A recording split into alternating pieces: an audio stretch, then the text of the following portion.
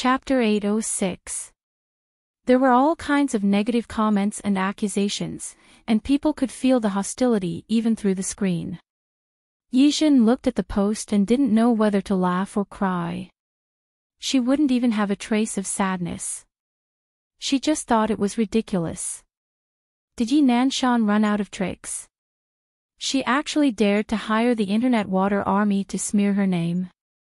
Didn't he know that she didn't care about other people's evaluation of her? If she was sad about such things every day, then she didn't want to live anymore. But, Chairman Yi, I think you should get someone to deal with it quickly. Chu Te thought more than Yijin. Those companies suddenly stood us up and said they don't want to cooperate. They might have this intention. If we don't solve it soon, our company's reputation will go down the drain. How could others dare to cooperate with an unfilial ruler who could abandon his own father? Although the cooperation was between two companies, personal feelings shouldn't be involved. But the people who cooperated with them wouldn't think like that. They would only listen to what they heard, see what they saw, and then make their own judgment. What Chu Te understood, Yijin naturally understood too. I got it. Thank you, Chu Te. Although it was a rumor, if it wasn't solved, the impact would be huge. Letting Chu Te leave first, Yijin looked at the page in front of her and silently rubbed her forehead. Yi Nanshan was really her good father. The phone rang. Ling Xian's voice sounded anxious. Xinjin, are you okay? I'm fine. I saw the post online. What's going on? What did your father say? Didn't he sue you? Yijin briefly explained the matter. Ling Xian was furious. Xinjin, you're really too easy to talk to. If you ask me, you can't deal with it like this. Yes, what do you want to say? He can post, so can we. We can also post about how evil your father was in the past and how despicable he is now. After Ling Xian finished speaking, she felt that she had said something wrong. No matter how bad Yi Nanshan was, he was still Yijin's father. It didn't seem right for her to scold him like this. Xinjin, it's okay. I understand what you mean. Yijin's heart didn't waver at all. Yi Nanshan was definitely a model scumbag. What's your plan now? My grandfather and uncle came forward to sue him, but he still managed to drag me into it. This can only mean that he's at his wit's end. There's no better way. Yijin thought of Yi Nanshan. He had done something to her. Should she do the same? Xian, I'll send you a document later. Take a look and find someone to write a post about it. Okay. Ling Xian's voice immediately became spirited. You should have done this a long time ago. She really couldn't stand it. You shouldn't have let him off during the trial. You should have let the whole of Qingqing know about the bad things he did. I really want to slap your stepsister when I think of her pretentious face. All right. Yijin laughed in spite of herself. We won't be jumping for too long. Don't worry. I know what to do. When Li Junxing returned home, he found that Yijin was obviously in a bad mood. He was very busy during this period of time. He had to deal with the aftermath of the factory. There was also the matter of being reported. Although it was fine now. However, there were still many loose ends to deal with. Therefore, a few days ago, he didn't notice that Yijin was being defamed on the internet. It was also Secretary Qin who knew that he valued Yijin, so he would tell him if there was any news. He had just seen the post and just found out that the little girl had been bullied again without him knowing. He walked to Yijin and sat down next to her. He held her hand in his. I've already sent someone to deal with it. I don't think we'll see that post tomorrow. It's okay. I've already asked Ling Xian to deal with it. As long as he posted another post and suppressed the previous popularity, it shouldn't be a big problem. Do you need my help with anything else? If he hadn't specially cared about her today, he wouldn't have known that so many people were making things difficult for his little girl behind the scenes. He really couldn't bear it. No need. Yijin knew that his heart was enough. She shook her head. Don't worry. I can do it. I don't need your help. If there's something you can't solve, or if they're too much, you must tell me. Okay. Yijin smiled. Li Juanqing's indulgent attitude and doting eyes made her gloominess dissipate. Uncle Li, don't worry. If I really need your help, I won't stand on ceremony. However, if she could solve this business matter by herself, she would solve it by herself. Not only could Li Juanqing think of a way to make her live a comfortable life, but she also wanted him to worry less. Other than blood relatives, who would take their efforts for granted? She understood the logic. She wouldn't squander Li Juanqing's sincerity endlessly. Li Juanqing looked at the little girl's bright eyes and gently pulled her into his arms. What a silly girl. Only when you love someone will you indulge yourself. It didn't matter if the little girl didn't want to rely on him. He believed that after a long time, the little girl would understand. Whether it was a couple or a couple, they were all one. There were some things that really didn't need to be calculated too clearly, nor did it need to be said too clearly. Soon, another post appeared under that post. The so-called Truewood Eyes. The post began to write about everything that had happened between Yi Nanshan and Lu Hui from a storytelling point of view, including the name of the company and Lu Hui's contributions to the company over the years. There was no real name used in this post, only a nickname. For example, a certain boss, the original wife, and the mistress. The original wife in the post was still running around when she was pregnant. Not long after she gave birth to the child, she started running around for the company again. Later, her health deteriorated and she never had a second child. But at this time, what was the mistress doing? The post was very clear. Not only was it clear, but there was also a timeline. For example, the mistress's daughter was only a few months younger than the original wife's daughter. What did this mean? Another example was that after the original wife found out that her husband had an affair, her health plummeted. There wasn't much said here. After all, Yizhen was still investigating what happened back then. But this evidence was enough. Below the post that scolded her, there were still many people criticizing her. However, a lot of people went to read the new post. In the end, many people couldn't help but curse. F***ck, how can a scumbag be so shameless? It's simply ruining my worldview. A scumbag and a mistress are a match made in heaven. Poor original wife, blind to meet a scumbag. Please search for this scumbag. Please search for the daughter of this scumbag and his mistress. From today onwards, there is finally a man who is even scummier than Chin Shimmy back then. There is no scumbag, only scumbag. As expected, a Phoenix man can't be tolerated. Yizhen picked some replies and glanced at them. When she realized that the wind was beginning to turn in the other direction, she was more or less relieved. At the same time, the court announced the time of the trial. The verdict for Yi Nanshan's extramarital affair was to be carried out. In fact, this was the first time that the Qing City Court had dealt with such a matter. Although Yi Nanshan had an affair, his original wife was no longer around. Now, the original father and brother were the plaintiffs, asking for a redistribution of the inheritance. This kind of thing had never happened before. The Qing City Court had originally thought that this matter would be held in secret like the last time. Unexpectedly, this time, Lu Manjiang said that he wanted to hold a public trial. Yizhen knew that if the trial was held in public, the Yi family's background would immediately become the subject of public discussion. She didn't want to see such a thing happen. After all, family scandals should not be aired in public. But now, she changed her mind because she really didn't want Yi Nanshan to be too proud.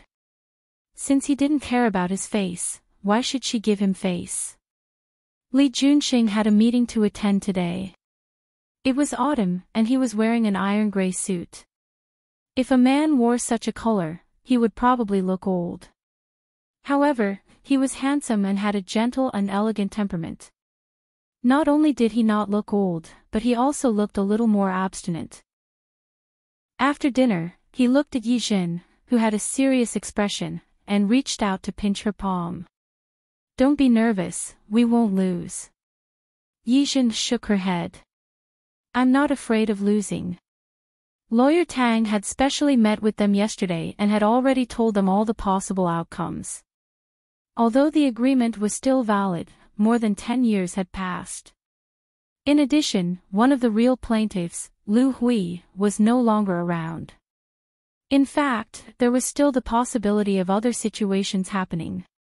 Lawyer Tang was an expert in economic lawsuits. He said that he would do his best. However, he also had to consider other possible outcomes. Yi Jin sighed when she met Li Junxing's seemingly puzzled gaze. "I was just thinking about my mother.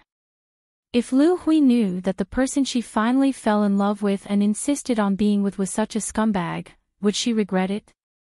Li Junxing didn't say anything. In fact, the previous investigation had already made great progress. However, there was still a lack of evidence. "Xinjin, do you want me to go with you?" "No need." Yi Jin shook her head. "Uncle Li, go to work. Don't worry. No matter what the outcome is, I can accept it." Li Junxing smiled and reached out to gently tap her nose. "And remember, no matter what the outcome is, you still have me." Yi Jin nodded heavily, stood on her tiptoes, and kissed his lips. There were a lot of people in the court today. Many of those who came to attend the hearing had read the post. Although there was a post at the back, many people were already prejudiced. They stood on Yi Nanshan's side. Especially those who liked to hold up the banner of filial piety. They felt that Yi Jin was simply a model of unfilial daughter. Yi Jin didn't care about those people's gazes. In fact, she was neither the defendant nor the plaintiff today. As an observer, all she needed to do was sit in the spectator seats. Soon, the trial began. First, the plaintiff, who was Lu Manjiang's side, presented their own evidence and expressed their claims. Lu Manjiang held the agreement. This agreement had been notarized after Yi Nanshan had signed it. It does have legal validity. When Yi Nanshan looked at the agreement, his expression was quite ugly. Lawyer Ding, who was next to him, patted his shoulder and gave him a comforting look. Yi Jin saw this scene. Her brows furrowed slightly. Chapter 807. Yi Jin looked worriedly in the direction of Lu Manjiang and Lu Zhishuan. Lu Manjiang didn't notice his granddaughter's gaze. After asking Lawyer Tang to submit all the evidence, he faced the judge with a sad expression. "Your Honor, I only have one daughter. Her mother passed away when she was very young. I really don't have high expectations for this daughter. I just want her to live a safe and happy life." But all of this was destroyed by Yi Nanshan. As Lu Manjiang's side submitted more and more evidence to the court, Yi Nanshan's actions were naturally exposed. It was a fact that he had cheated and treated Yi Jin badly. Since he had already cheated, then it should be judged according to the facts. The shares of the entire shogi company must be given to Lu Hui. And Lu Hui had already passed away. That was to give all the shares of the company to Lu Hui's daughter, Yi Jin. This was Lu Manjiang's request. He hoped to give all the shares in Yi Nanshan's hands to Yi Jin.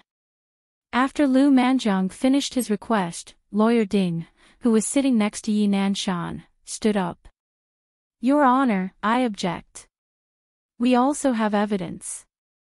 Lawyer Ding submitted the evidence prepared by Yi Nanshan. Part of it was that Lu Hui had been dead for so many years, but the shogi company had been supported by Lu Shan for so many years. It was completely unreasonable to let Yi Nanshan leave the family with nothing. In more than 10 years, the market value of the shogi company had increased more than 10 times. The growth of the past 10 years could not be counted as 10 years ago. 10 years ago, Yi Nanshan's shares were not worth anything at all. Naturally, there was no need to give shogi much money. The judge was silent. Based on the market value, what the other party said made some sense. But the specific operation still needed to be discussed, or to see if the two sides could communicate well. Before Lu Manjiang could provide more evidence, Lawyer Ding spoke again. The above is based on the request put forward by the other party and our view. Of course.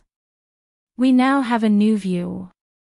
My defendant has evidence to prove that Lu Hui cheated during the continuation of the marriage. As he spoke, Lawyer Ding looked at Lu Manjiang and his son opposite him. So my client requests that the plaintiff compensate for the loss and the loss of reputation. As soon as this was said, the audience in the trial booed. No one had expected such a reversal. Nonsense. Yi Zhen stood up abruptly and looked in the direction of Lawyer Ding and Yi Nanshan in shock. Quiet. The judge knocked on the table. Yi Zhen's expression was ugly. Lu Manjiang and Lu Zhishuan both glared at Yi Nanshan. Defendant, you said that Lu Hui cheated. Do you have any evidence? Of course. As Lawyer Ding spoke, he took out a piece of paper. This is the evidence. As they were too far away, Yi Zhen couldn't see what the other party was holding. However, she believed in her mother. She believed that her mother would never cheat on Yi Nanshan. She did not expect Yi Nanshan to be so despicable. Even at this time, he still wanted to bite back. Lawyer Ding handed the document to the judge. This is a paternity test report. The results show that my client, Mr. Yi Nanshan, and his daughter, Yi Zhen, are not father and daughter. In other words, Lu Hui also cheated during the marriage. That is all. I hope the court will take my client's request seriously. As for the agreement left behind by Madame Lu Hui, we need to re-evaluate it. You're talking nonsense. Yi Zhen glared at Yi Nanshan. You won't even let my mother go after her death. Yi Nanshan, how can you do this? Quiet, quiet. The judge knocked on the table again. How could Yi Zhen be quiet? Not to mention her mother's tragic death, she couldn't even keep her reputation after her death. Lu Manjiang and Lu Zhishuan looked at each other. They did not expect such a reversal at all. Lu Zhishuan was the first to react. He quickly said a few words in Lawyer Tang's ear. Lawyer Tang nodded and stood up. Your Honor, I have a different opinion. What opinion? The defendant just provided a paternity test report. However, as far as I know, Madame Yi Zhen has never done a paternity test with Yi Nanshan. Can I say that the results of this paternity test may be fake? Impossible. Lawyer Ding did not give his opponent such a chance. Yi Zhen has indeed not done a paternity test with my client. However, we have taken the hair that Yi Zhen left at home and tested it with my client. Therefore, the results of this test are true and valid. True and valid is what you said. Your Honor, the defendant did the test without my client's approval. I have every reason to suspect that the results are fake. That's just your suspicion. Fine. Since you said that the test is real and the defendant believes that my client, Madame Lu Hui, is having an affair, then you wouldn't mind doing another paternity test, right? Your Honor, I strongly request that the defendant, Yi Nanshan, and Miss Yi Zhen do another paternity test.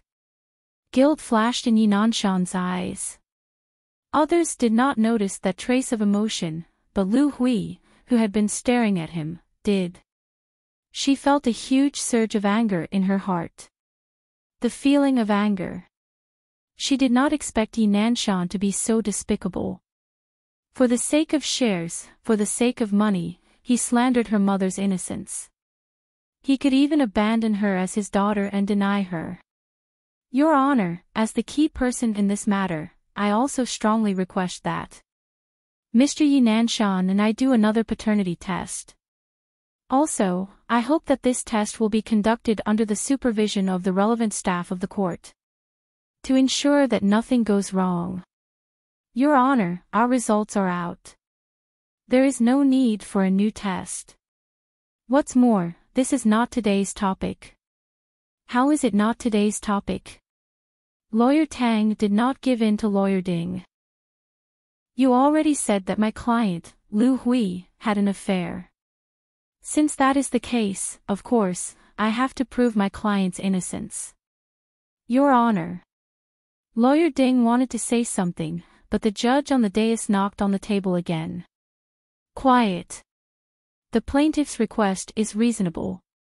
The court agrees to another paternity test for the defendant. Immediately, the court will carry it out. Yijin breathed a sigh of relief. The court also announced that there was insufficient evidence and new developments. Therefore, before they received the paternity test report for Yi Nanshan and Yijin, the court adjourned temporarily. This result was both good and bad news. After the hearing ended, Yijin rushed to Yi Nanshan immediately. Dad, are you really not afraid that my mother will come to you in the middle of the night? Yi Nanshan did not even look at Yijin. He was confident that no matter how many paternity tests were done, the results would be the same. Yijin looked at Yi Nanshan and seemed to understand something. I see. Yi Nanshan should have thought of this long ago, right? He had always thought that he was not good to her. He was not good to her before Lu Hui's death. After Lu Hui's death, he was even worse to her. She had always thought that Yi Nanshan was cold-hearted and only loved money. Now, it seemed that there were other twists and turns that she did not know. Looking at Yi Nanshan's expression, it was clear that he and she were not father and daughter. In this way, all the cold treatment in the past could be explained. No wonder. Yi Nanshan looked at Yijin coldly. There was no warmth on his face. Yijin nodded. Since Mr. Yi is so confident, then please. True gold fears no fire. She did not believe it. Lu Manjiang and Lu Zhishuan looked at Yi Nanshan. They almost wanted to beat him up. However, in the court, there were not only onlookers around, but also reporters who came to interview and gossip. Yi Nanshan and Yijin, accompanied by the court staff, went to the test center together. Lu Manjiang and Lu Zhishuan returned to the Lu family home first. The trial had not yet come to a conclusion, but the online post had been updated. The title, What a Mess the Noble Circle Is, was very eye-catching. The content of the post was nothing more than saying that Lu Hui had also cheated and was unfaithful to her marriage. If this was the case, then what right did Yijin have to sue his own father? Disgusting. She is clearly not his biological daughter, yet she wants to seize what doesn't belong to her. So shameless. Her own mother gave birth to an illegitimate child with another man, yet she wants to divide the property. So disgusting. I've never seen such a person before. So shameless. Those posts quickly spread. By the time Yijin and Yi Nanshan returned home after the paternity test, the post had been forwarded and commented on even more than the previous one. The post that Ling Xian had asked someone to post had long since been forgotten. Even if there were one or two people who spoke up, they were quickly taken over by the internet water army. They all started to scold the most shameless first wife and illegitimate daughter in the history of Qingqing. Yijin had just returned home when he received a call from Ling Xian. Ling Xian's tone was very urgent. Xinjin, have you seen the post? No. What post? Yijin didn't know what Ling Xian was talking about, but she still went online as fast as she could and opened the local forum. The post that said that the circle of the rich was really messy had already been pinned. She looked at the content on top and the curses of the netizens below. She was so angry that her hand holding the mouse was trembling. Yi Nanshan, Yi Ningen, and Chen Wan. You guys are so shameless. Especially Yi Nanshan. Hateful, too hateful. She couldn't help but tremble. She was so angry that her breathing became ragged. The veins on the back of her hand popped out. Just as she was about to smash the mouse in hatred, her body was surrounded by a warm embrace. Li Junxing hugged her tightly and gently patted her back. Relax, relax. I'm here. Xinjin, I'm here. Calm down. I hate him, I really hate him. I can't wait to kill him. What company, what shares, nothing was important to her, but her mother, Lu Hui, was the last soft place in her heart, her bottom line. She wouldn't allow Yi Nanshan to ruin Lu Hui's reputation like this. This is too much. How can he be so much? How could there be such a ruthless person in the world? A day as husband and wife meant 100 days of love. Could it be that to Yi Nanshan, the things that his mother had done for him were completely ungrateful? Xinjin. Xinjin. Li Junxing felt her body tremble and his heart ached. He hugged her tightly. Yijin buried her face in Li Junxing's chest. She felt her heart ache. For Lu Hui, and for her. Xinjin, calm down. Listen to me. This matter is about to end. He comforted Yijin's hand and opened her tightly clenched fingers one by one, afraid that she would hurt herself. Li Junxing's voice was full of heartache and unintentional pity. Xinjin, I found the evidence. This sentence made Yijin suddenly raise her head. She looked at Li Junxing, her eyes filled with disbelief. Her body hadn't recovered from the stiffness. She just stared at him in a daze. What did you say? I said, I've already found the cause of your mother's death. The huge surprise made Yijin unable to come back to her senses. Really, really? It's true. During this period of time, Li Junxing had been asking people to investigate this matter.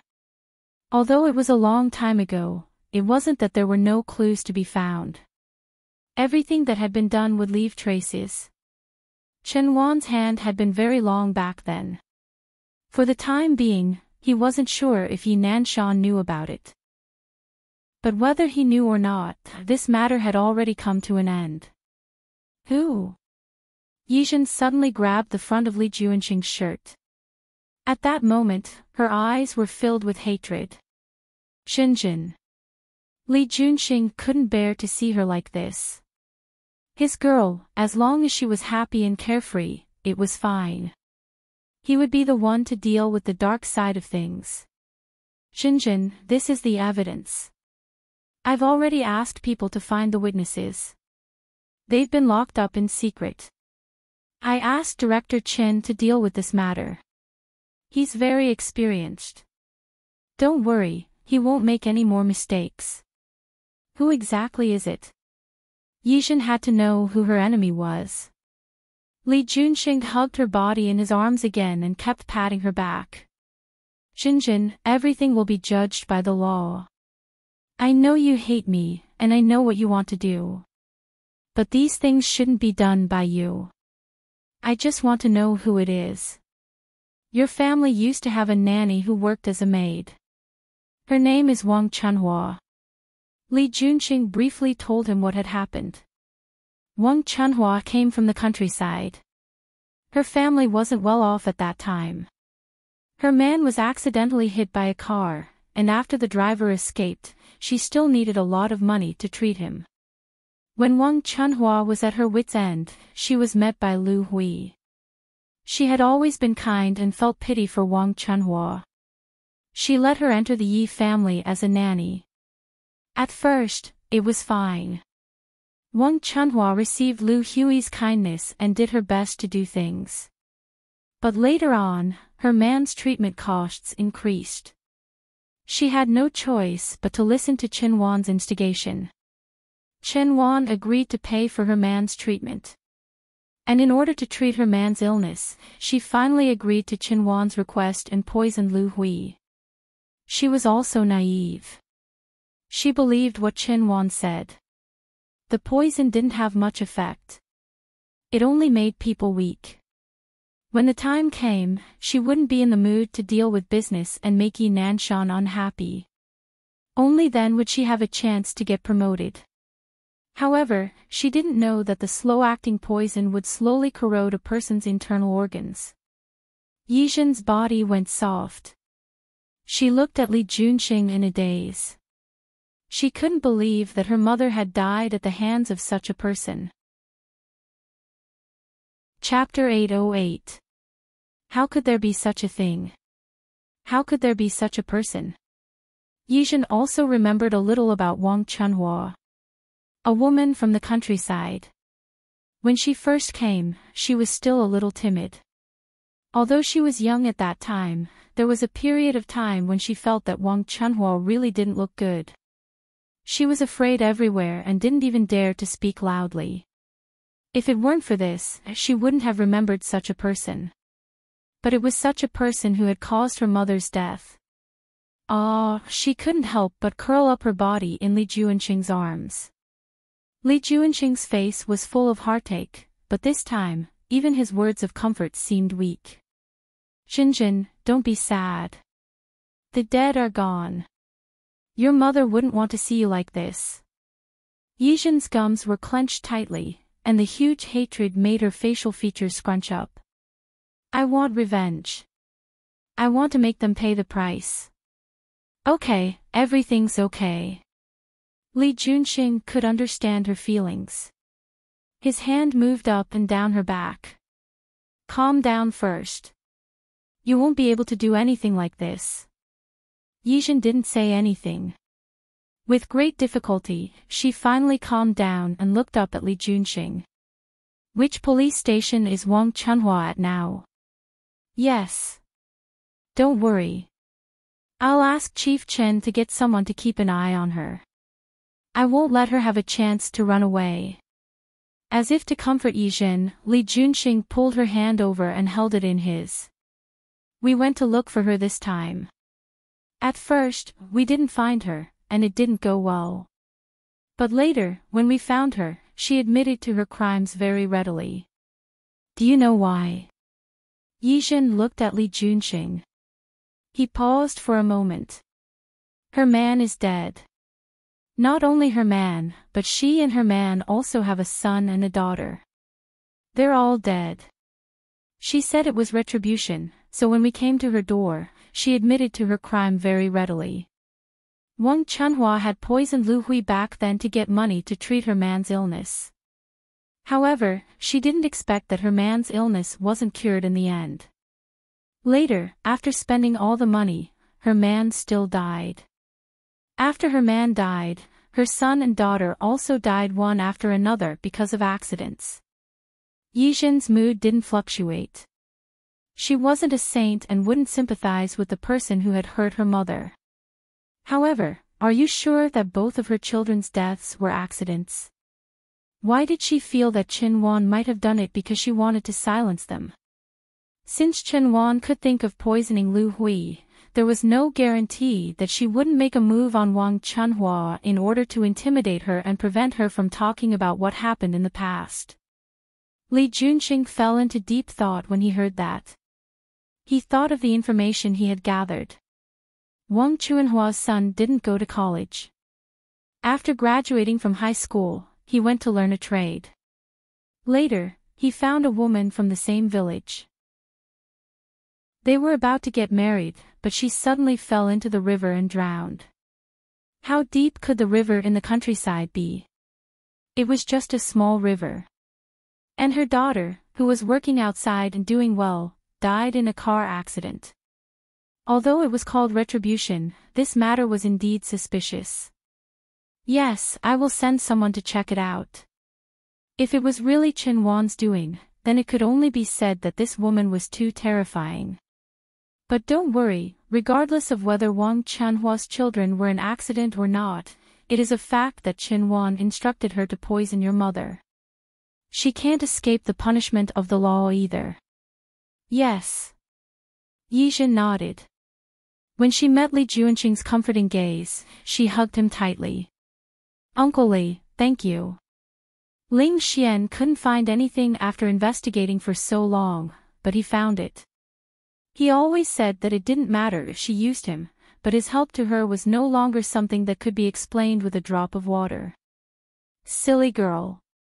Li Juanqing pinched her little face. You never have to say thank you to me. Yijin's reaction was to reach out and wrap her arms around his waist, burying her face in his chest again. The online post had been deleted. How could Li Juanqing allow those people to slander his mother-in-law like this? There were new posts, but they were quickly deleted and suppressed by others.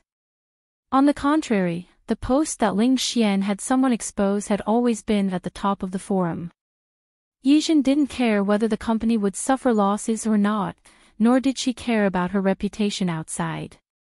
But she cared about Lu Hui. Lu Hui was no longer around, but Lu Hui's reputation couldn't be lost.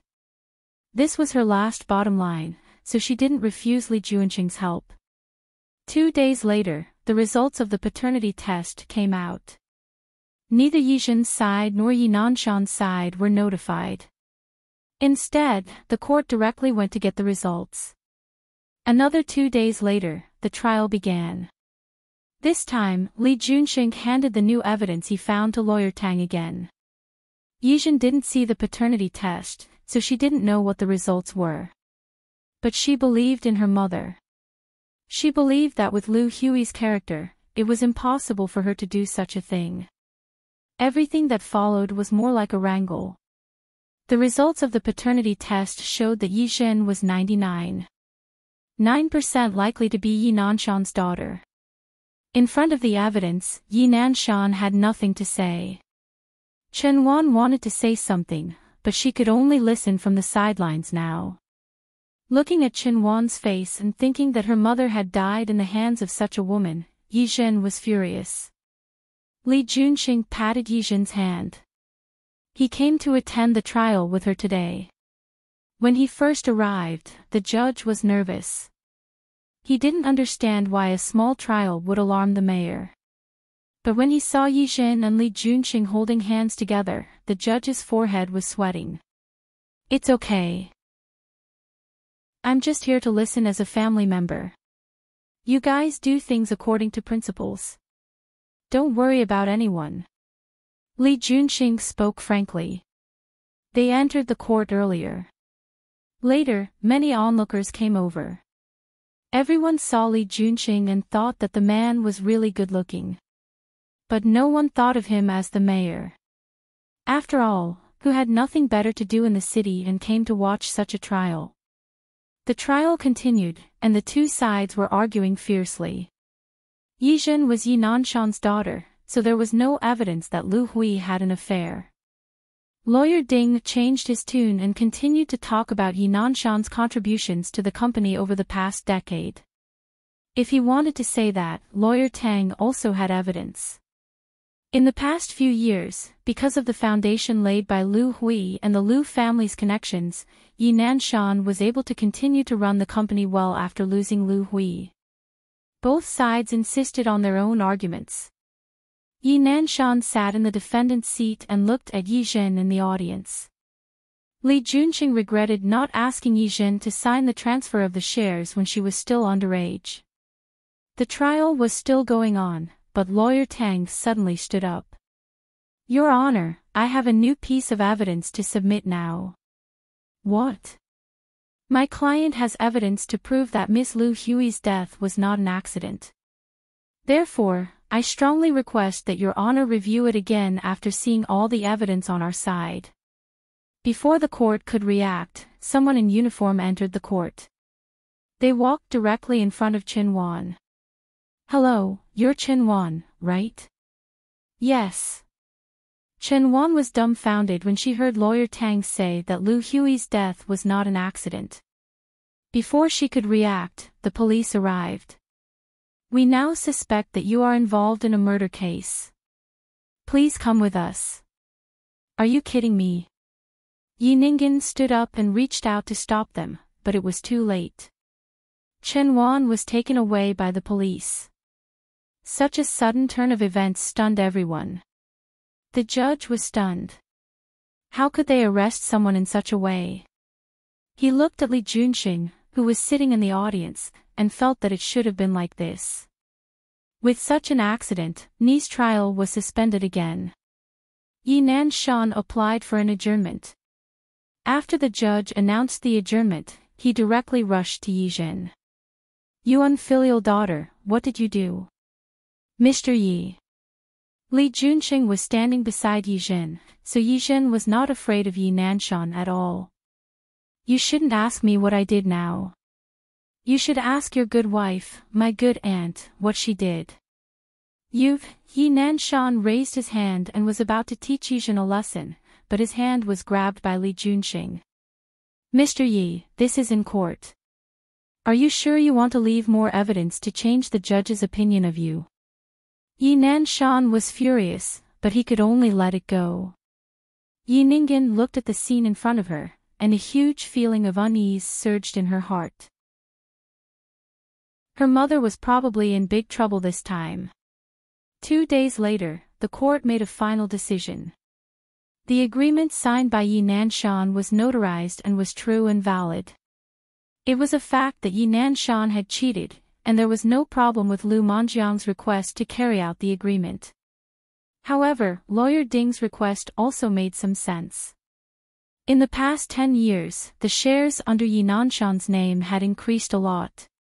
The final result was that the court ruled that Yi Nanshan should keep 5% of the shares, and the rest should be given to Yi Zhen. As for the other movable and immovable assets under his name, they would still be left to Yi Nanshan for the time being. Lu Manjiang had no intention of killing him. If things really went that far, Yi Zhen would probably be condemned by others again. This was the decision of Lu Zhishuan and Lu Manjiang. Lu Hui had passed away. According to the inheritance law, Lu Manjiang also had a share of her assets. Lu Manjiang didn't want this share, but directly asked Yi Nanshan to transfer the shares to Yi Zhen. Yi Nanshan didn't accept this ruling and asked for another appeal. But he didn't wait for another appeal. The police had already formally filed a lawsuit against Chen Wan on behalf of the prosecution, and the charge was murder. The court's ruling and the police's complaint against Chen Wan caused the entire shogi group to fall into a storm. However, Yi Zhen, who had experience, wasn't afraid at all. She asked Ling Xian to find someone to write another post.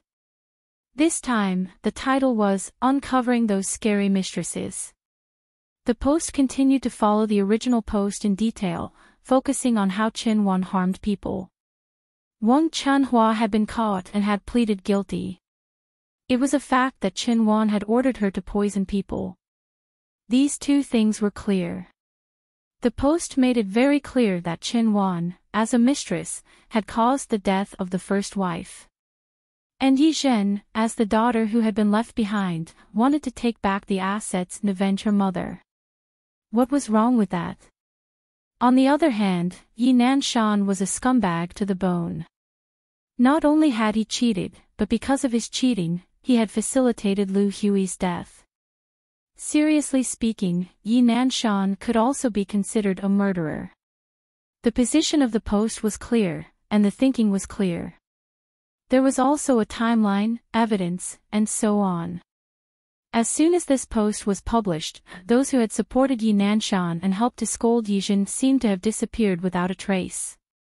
And those who had supported Yi Zhen and supported her were all filled with righteous indignation. Damn, how could there be such a shameless mistress?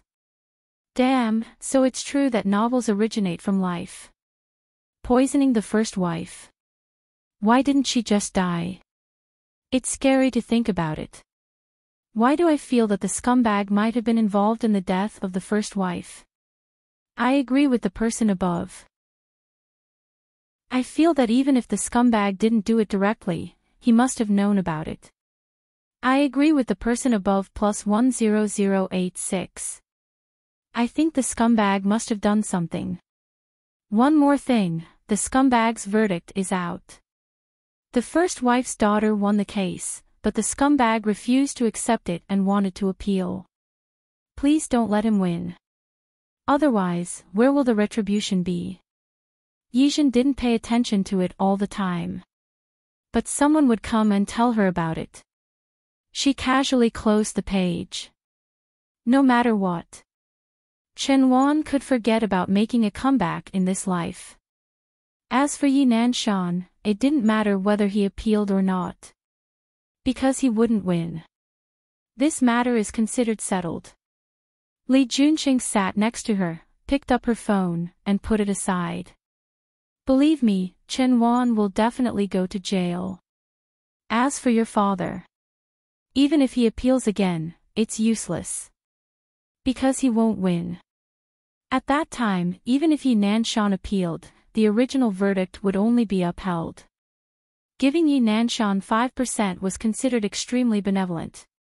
If he still didn't know what was good for him and still wanted to continue to be greedy and want more, then Li Junqing naturally wouldn't let him be too complacent. But if it's confirmed that Yi Nanshan is indeed related to the death of your mother, then it won't be as simple as losing shares. Yijin nodded. Right now, I only hope that he has nothing to do with this matter. That way, at least it could prove that the man Lu Hui loved back then wasn't a scumbag to the end. Don't think about it. Li Junqing held her hand and said gently, you've been too tired recently.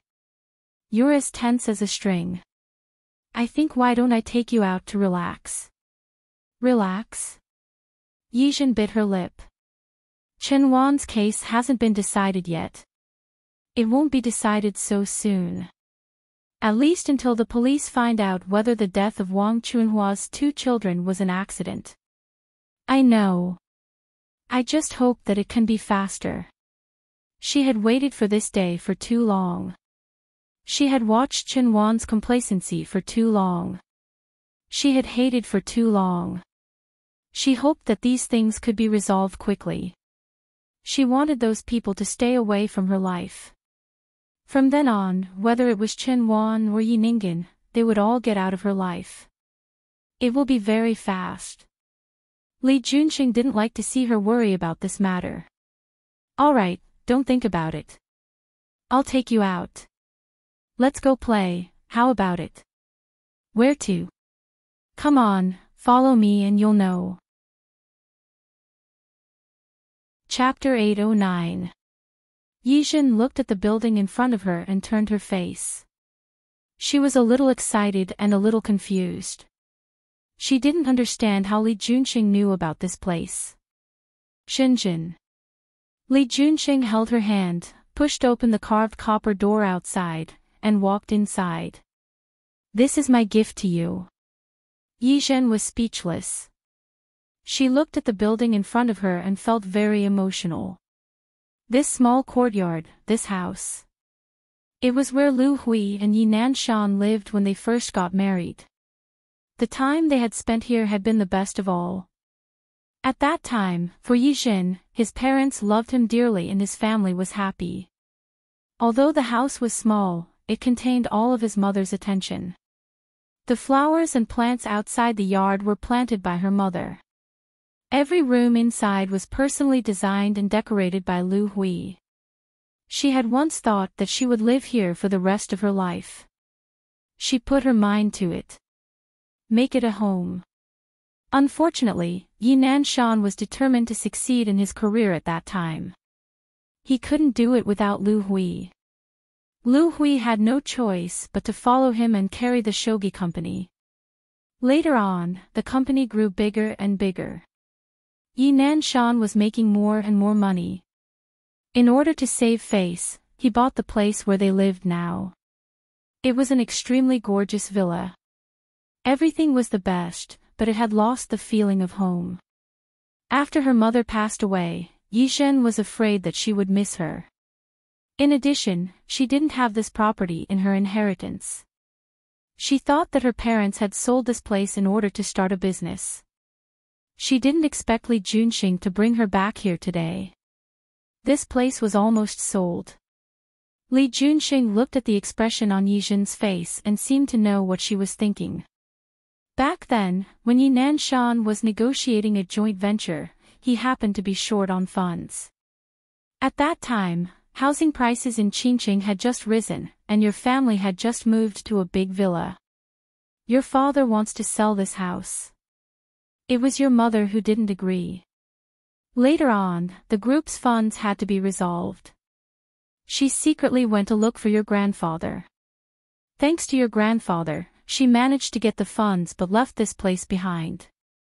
At that time, Yi Nanshan said he wanted to mortgage this place to your grandfather to save face. After your mother passed away, your grandfather came here. He was afraid that gambling would hurt him, so he never came. Later, he didn't want to see the house sad, so it was left empty. This time, when I was investigating the true tree of your mother's death, I also found this place. Jinjin, I have brought back the mortgage. Now, it's yours. Of course, in order to convince Lu Manjiang to transfer the property to him, he spent a lot of effort. If Lu Manjiang hadn't known that he was using this as a gift for Yizhen, he probably wouldn't have nodded so readily. Yizhen turned to look at him.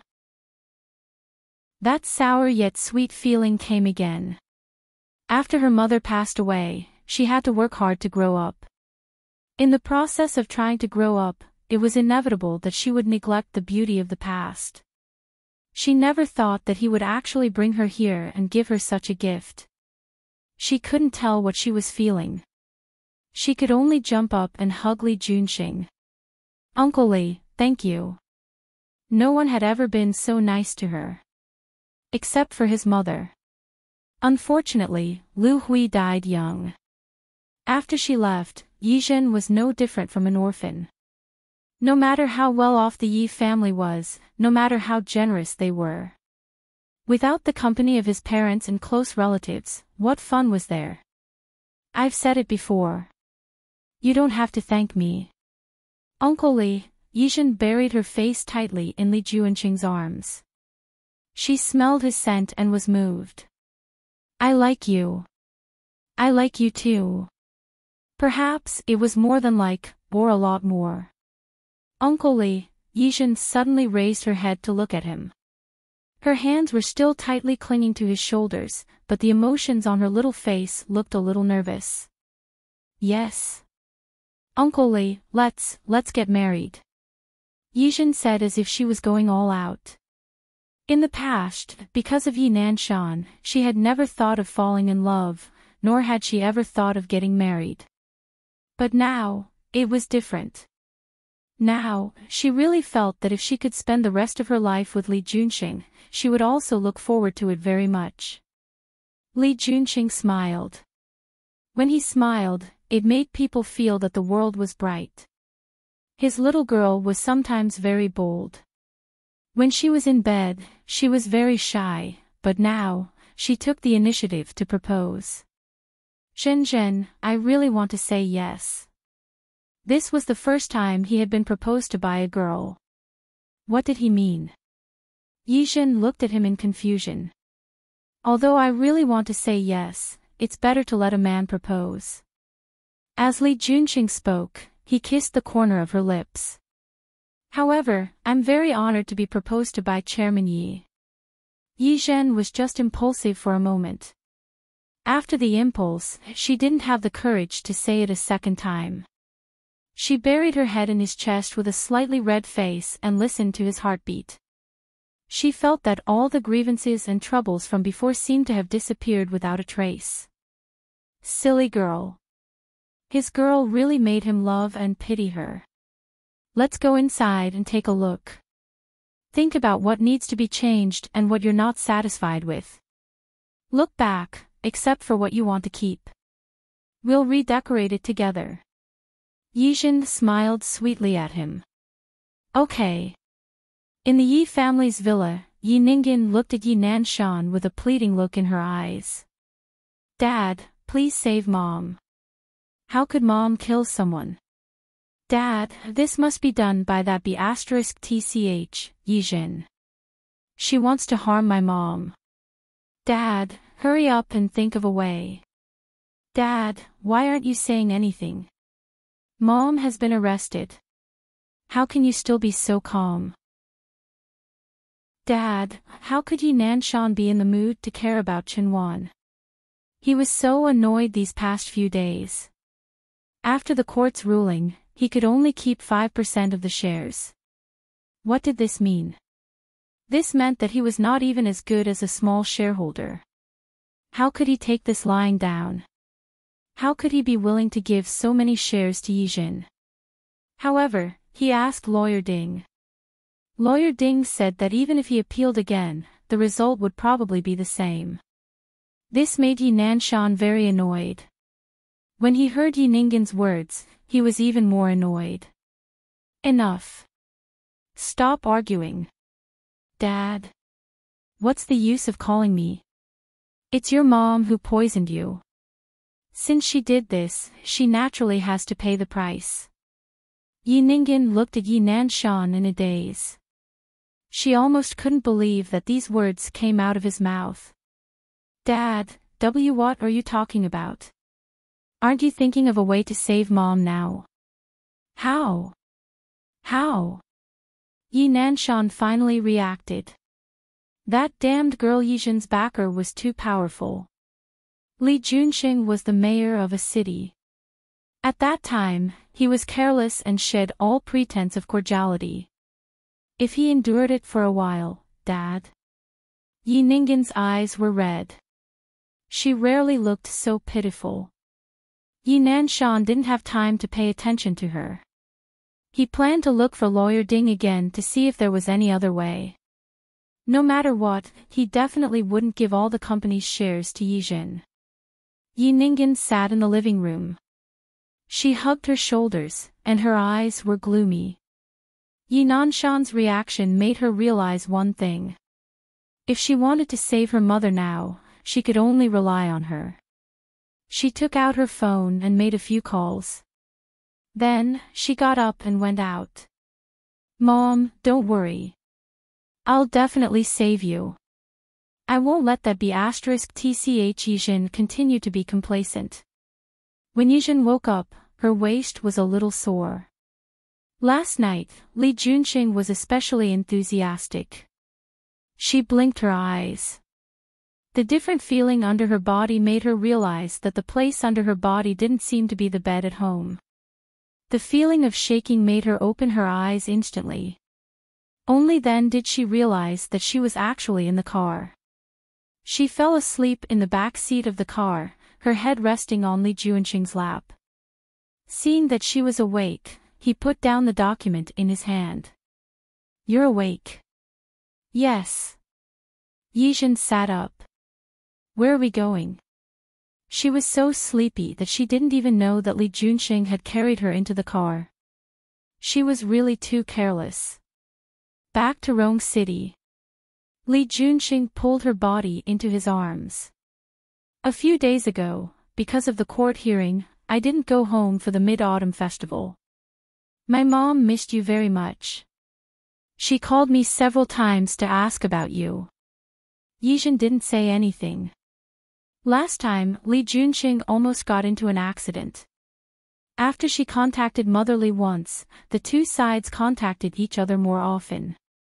Mother Li always suspected that Li Junxing couldn't take care of her well. She asked him several times to take her back to Rong City. She had been tortured by Li Junxing yesterday, and her waist was still a little sore. She relaxed her body and leaned all her weight on him. It's not good to go back empty-handed. Let's go pick some gifts later. It's okay. I'm ready. Li Junxing pinched her cheek. Don't worry. My parents won't care about these empty gifts. Yijin half closed her eyes and listened to him speak above her head. Lawyer Tang called you this morning. I saw that you were too tired, so I answered the phone for you. Ha! What did he say?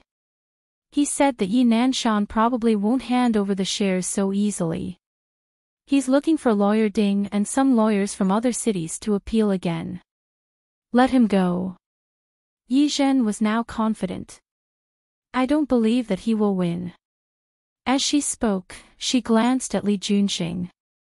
After all, I still have you. Yes. Yi Zhen's trust made Li Junxing feel very good. However, he said, but there's something I still have to tell you first. What? It's true that he will appeal again. Even if he appeals again, the original verdict may be upheld. But this way, it will take a long time for you to completely take control of the company. It's okay. Yi Zhen shook her head. I don't mind. After Yi Nanshan's matter was exposed, Ling Xian and Li Junxing secretly guided the wind. The whole incident was almost one-sided. Especially after Chen Wan was arrested, no one would stand on Yi Nanshan's side. Some companies that were originally going to cooperate with the company but had to suspend their cooperation because of Yi Zhen's unfilial post came looking for them again. After all, there would always be some disgust to cooperate with a person with a bad character like Yi Nanshan. But Yi Zhen was different. It didn't matter who he cooperated with. If he cooperated with Yi Zhen, he could still give Yi Zhen face. In fact, although Li Junxing appeared in a low-key manner that day, and people could watch the trial but were not allowed to take photos, there were still people who saw Li Junxing's figure in the blurry photos that were leaked out. Those who could survive in the business world were all shrewd people. After asking around in private, some things were not covered up. It was Li Junxing who clearly wanted everyone to know. He was the one who asked someone to delete the posts that were unfavorable to Yi Zhen. Later, when the posts that were favorable to Yi Zhen were pushed up, it was also his doing.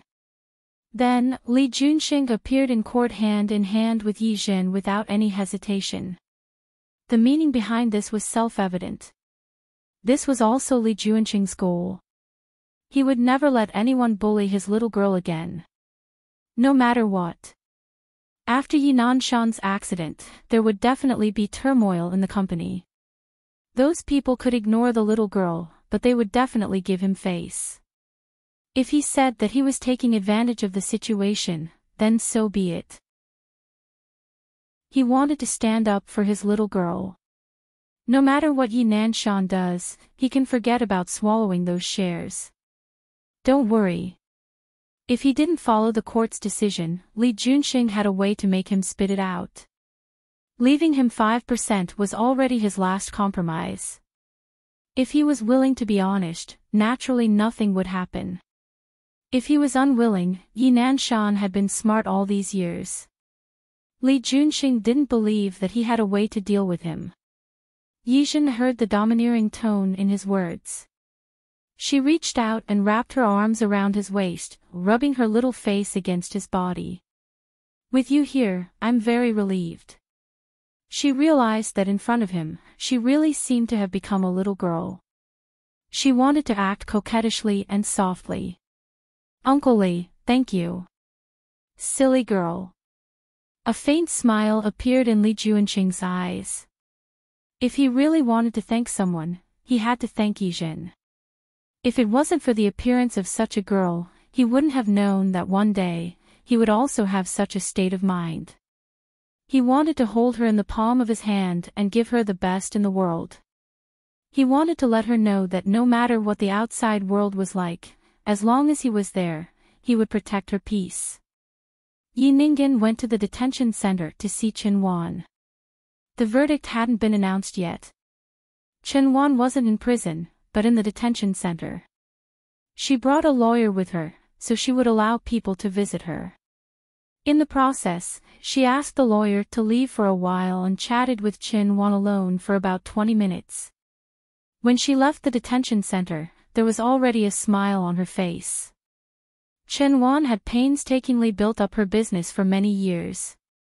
How could she not have left some backup? She knew that Chen Wan would definitely have a way to save herself. But before that, she had to think of a way to get rid of Yijin. Everything was Yijin's doing. If it weren't for her, how could the company have changed owners? How could Dad only recognize the shares and not the people? It was all Yijin's fault. It was her. Everything was her fault. Yi Ningguan got into the car, her eyes filled with ruthlessness. After Yijin knew the possible outcome of the verdict, she let herself relax. She stayed in Rong City with Li Junxing for 2 days and had a rather relaxing and warm holiday. Mother Li liked her very much. When she saw her, she kept saying that she had lost weight. She was thinking of ways to nourish her. She was also worried that she wouldn't know how to take care of herself, so she said that she wanted to pick 2 people from the Li family to go to Qing City to take care of her.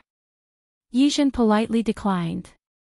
Qing City had already hired a nanny, so why would Mother Li need to worry about such trivial matters? Her mother died early, so she rarely interacted with female elders.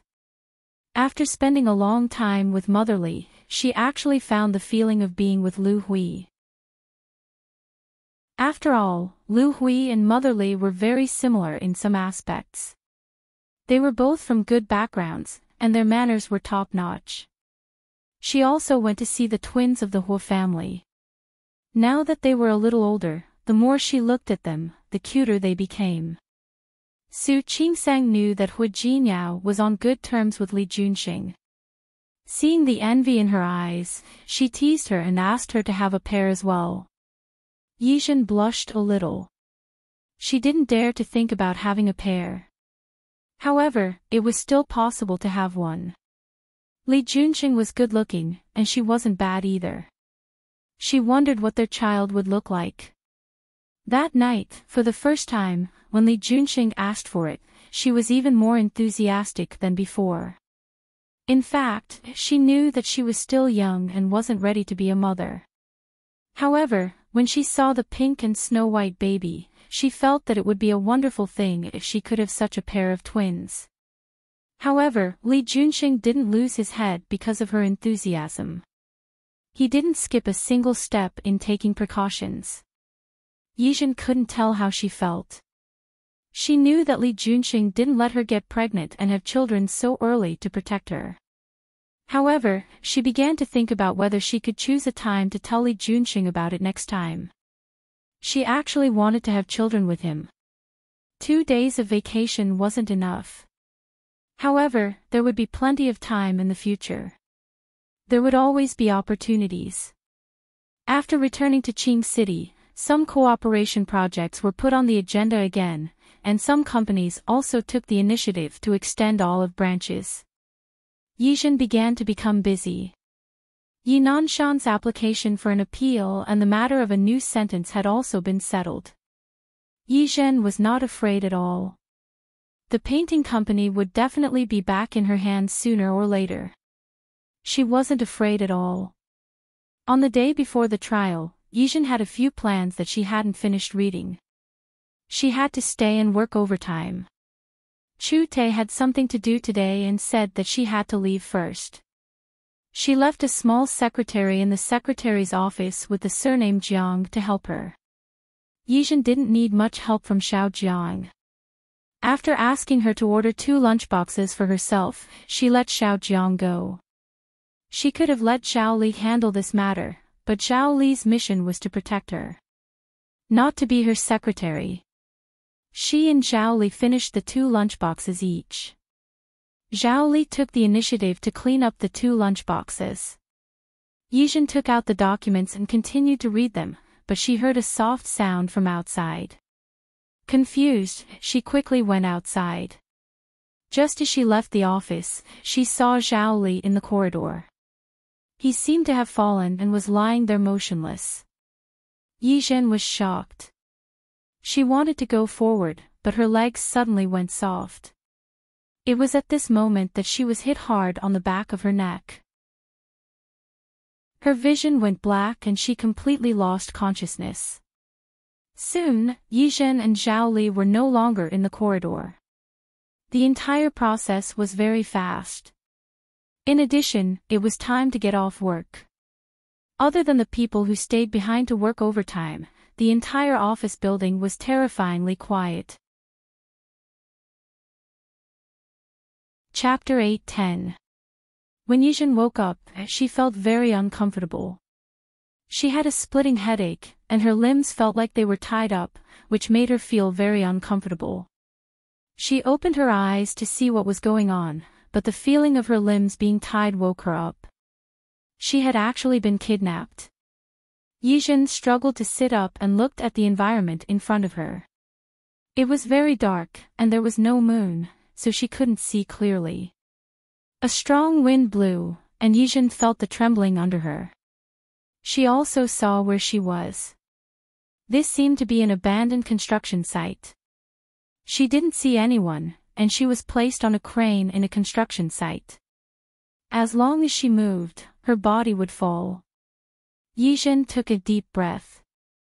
She tried to sit up, but she didn't dare to move too much.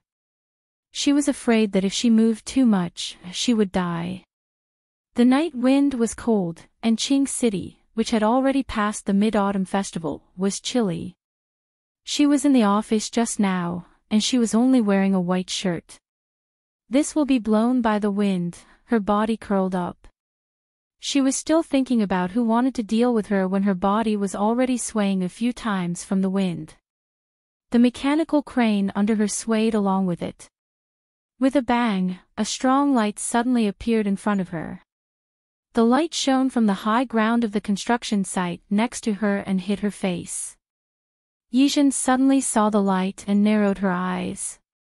When she reacted, she realized that there was a person sitting in the crane operation car. She couldn't see the person's figure clearly against the light, but the crane under her began to move. The huge swing almost made Yijin's body slide down. She had no choice but to grab the crane under her tightly. Unfortunately, it was especially difficult for her to do this with her hands tied. She could feel the pain in her fingers. It wasn't easy for her to stabilize herself, but the crane swung in another direction. She was swung and almost fell. An uncontrollable scream escaped. When the crane shook more and more violently, Yijin tried her best to calm herself down. She looked at the figure in the operation room. "Who are you? Who are you? Come out." There was no reply from the person in the operation room. Instead, the crane swayed in the opposite direction. Yijin's body was almost thrown out again.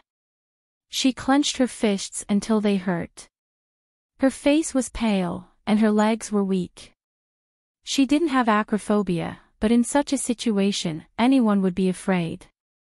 The arm kept swaying, sometimes to the left, sometimes to the right. Yijin was starting to feel dizzy. His hand was unable to hold on to the arm anymore. Just when she thought she would be thrown off the arm, it finally stopped. The lights dimmed, and the sudden darkness made her unable to see anything again. When she finally adapted to the darkness, the light was turned on again, and the crane began another round of swaying. Yijin was on the verge of vomiting. This feeling made her very uncomfortable. The repeated torment made her certain of one thing. The other party was here to torment her and didn't want her to have an easy time. She was only 30% suspicious at first, but now it had become 70% suspicious. She exerted her strength and grabbed onto the arm of the crane as it swayed. She raised her eyes to meet the dazzling light. "Yi Ningen, are you a child? Using such a childish method to deal with me?" The crane suddenly stopped. With her back to the light, she couldn't see what was going on inside, but it didn't affect her judgment. "What? Your mother is in prison. Do you think it's my fault and want to take revenge on me? Yi Ningen, why are you so stupid? Aren't you afraid of being thrown into prison too?" "That's true. Your mother is in prison, and you're in prison too. It'll be nice for the two of you to have company." Her voice was a little weak. No matter how brave she was, being hung high in the air and constantly swaying made her nauseous and uncomfortable. Mother and daughter in prison together. Speaking of which, it's really a wonderful story. Shut up. The person sitting in the crane finally spoke. It was a sharp voice that didn't sound like her usual sweet voice. Who else could it be but Yiningen? Her figure was hidden in the light and couldn't be seen clearly, but her voice sounded very exasperated. Yizhen, you be *tch. All you have left now is a battle of words. I really want to know if you can survive if I throw you down from here. This building was half built, but it was an unfinished building that had been stopped due to quality problems. It had been abandoned for a long time. She spent a lot of effort today to get someone to bring the crane over and hoist Yizhen up. Tell me, it was just a rotation of 30 degrees. What's the point? I'll rotate 360 degrees and see if you can still hold on, Yizhen. Yizhen had just managed to grab the crane with great difficulty. She didn't expect the crane to suddenly rotate again. This time, she couldn't hold it firmly and her body flew out. The moment she fell, she thought she was going to die. The sudden tightness on her feet and the congested blood in her head made her realize that she was tied to the arm by Yiningen. Her heels were tied to the crane, so she couldn't fall for the time being. However, her body was suspended in the air with her head down and her feet up. Yizhen, who was already nauseous, felt even more uncomfortable and almost vomited. Ha ha ha. The crane finally stopped, but Yizhen was still swaying in the air. Yiningen was very proud and looked at Yizhen. TSK, how is it? The feeling of hanging upside down isn't bad, right? Do you want to come down? Yizhen couldn't answer her question at all. Her whole body was dizzy and she felt very uncomfortable. Yizhen, you deserve this. Yizhen swayed uncomfortably. The night wind was strong and cold, and her body was trembling. She finally stabilized herself. She gritted her teeth and looked at Yiningen above her. Yiningen, I think you really want to go to jail. Don't worry, I won't go to jail. I didn't do anything to you. I'm just playing a game with you. Crazy. Yes, I'm crazy. It's all because of you. Yinanshan's shares were only left with 5%.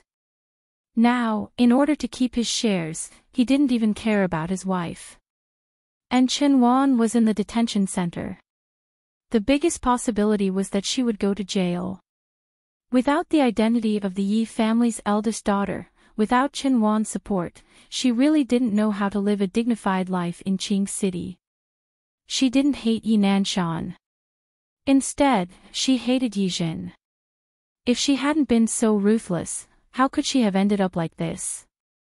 Yizhen, are you feeling very uncomfortable now? Do you really want to come up? Yizhen didn't speak. The feeling of blood rushing to her head was very bad, not to mention that her body didn't stop swaying. Beg me. Yiningen smiled proudly. Yizhen, beg me. Maybe I'll pull you up. What do you think? Yizhen didn't care about her at all. She just tried to fight against the cold wind, tried to stabilize her body, and didn't let her continue to sway. Yizhen, tell me, if I keep you hanging here for 3 days and 3 nights, what will you do? Yiningen didn't need Yizhen's answer.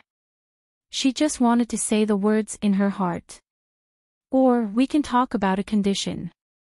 Yizhen, as long as you give up on pursuing Dad, don't ask him for those shares, and obediently transfer your shares to me, I'll pull you up. What do you think? Yizhen was dizzy, but she still heard Yiningen's words. She sneered, ignoring the discomfort of being hung upside down, and looked at Yiningen. You want the company's shares? Why? Who do you think you are? What qualifications do you have? She spoke very slowly and with great difficulty. But in terms of momentum, she absolutely wouldn't admit defeat. Yi Ningen. It's not your own credit that you can bring me here today, right? Let me think, who helped you? Chen Liang. No, it's not him. He's being troubled now, and I'm afraid he can't take care of himself. So, it's the person your mother found. She didn't guess Yi Nanshan not because she trusted Yi Nanshan's character, but because she clearly knew. Yi Nanshan's means would only be much simpler and more violent than this. Only a perverted person like Yi Ningen could come up with such a sinister way to torment her. I heard that when your mother was in the civilian area before, she recognized a lot of brothers. Now it seems that the person who helped you tie me up here and hang me up should be your cheap uncle, right? The words were intermittent, but Yi Ningen heard it clearly. Her face was distorted. She operated the arm and began to swing in the air again. Yizhen's body swayed with the arm again. It was not that she was not afraid, but that she knew it was useless to be afraid. Her body was very uncomfortable, and the constantly swaying arm made her feel like vomiting again. But the more it was like this, she forced herself to calm down. Am I right? Are you guilty? Yi Ningen, which cheap uncle of yours helped you to tie me up? I'm wrong. Maybe it's not a cheap uncle, but a cheap father. Yi Zhen, I'm going to kill you. Yi Ningen was provoked to lose control. Her hands kept operating the arm, constantly swaying back and forth. Yi Zhen was uncomfortable from the swaying and was about to vomit. The rope tied to her feet seemed to loosen at this time. This time, Yi Zhen was really scared. Just when she thought she was going to be thrown out and fall, the crane stopped. Yi Ningen looked at the constantly swaying Yi Zhen, and her face was sinister. Yi Zhen, what's wrong? Are you still not going to let go? Are you sure you really want to hang here forever? She got up and left the operation room, looking at Yi Zhen from afar. Yi Zhen, if you don't want to die, obediently agree to my conditions. I can let you come up now and let you live. How about it? Yi Zhen was really uncomfortable. She looked at Yi Ningen, who was against the light, and finally agreed. Yi Ningen, even if you want me to agree to your conditions, you have to let me go first, right? Don't worry. As long as you agree and sign, I promise to let you go. Yi Ningen didn't really want to take Yi Zhen's life. She didn't want to go to jail. However, she really wanted to vent her anger. That was why she came up with such a move to deal with Yi Zhen. Then let me go up first. Yi Zhen knew what Yi Ningen was thinking, and she also knew that she wouldn't let her go so easily. The arm swayed again, and then the rope kept sliding down. Her body slowly fell. Seeing that she was about to hit the ground, she lowered her head and tried to move her body up, letting her back land first. Her body was put down, but she still felt very uncomfortable. The feeling of losing control of her body and being constantly swayed up and down, left and right, was really terrible. She slept on the mud and didn't move, letting the dizziness pass. Footsteps approached her. Yi Ningen walked in front of her and looked down at her wretched state. Yi Zhen, I'll untie one of your hands now. Sign this document, and I'll let you go. If you don't sign, don't think that I'm the only one on this construction site. If you don't sign it, I don't mind hanging you up again. Yi Zhen's eyes were closed. She glanced at the construction site from the corner of her eyes. She didn't see anyone else, but she knew that what Yi Ningen said was true. She had spent so much effort to get her here, so she definitely wouldn't let her go easily. She narrowed her eyes and looked at Yi Ningen.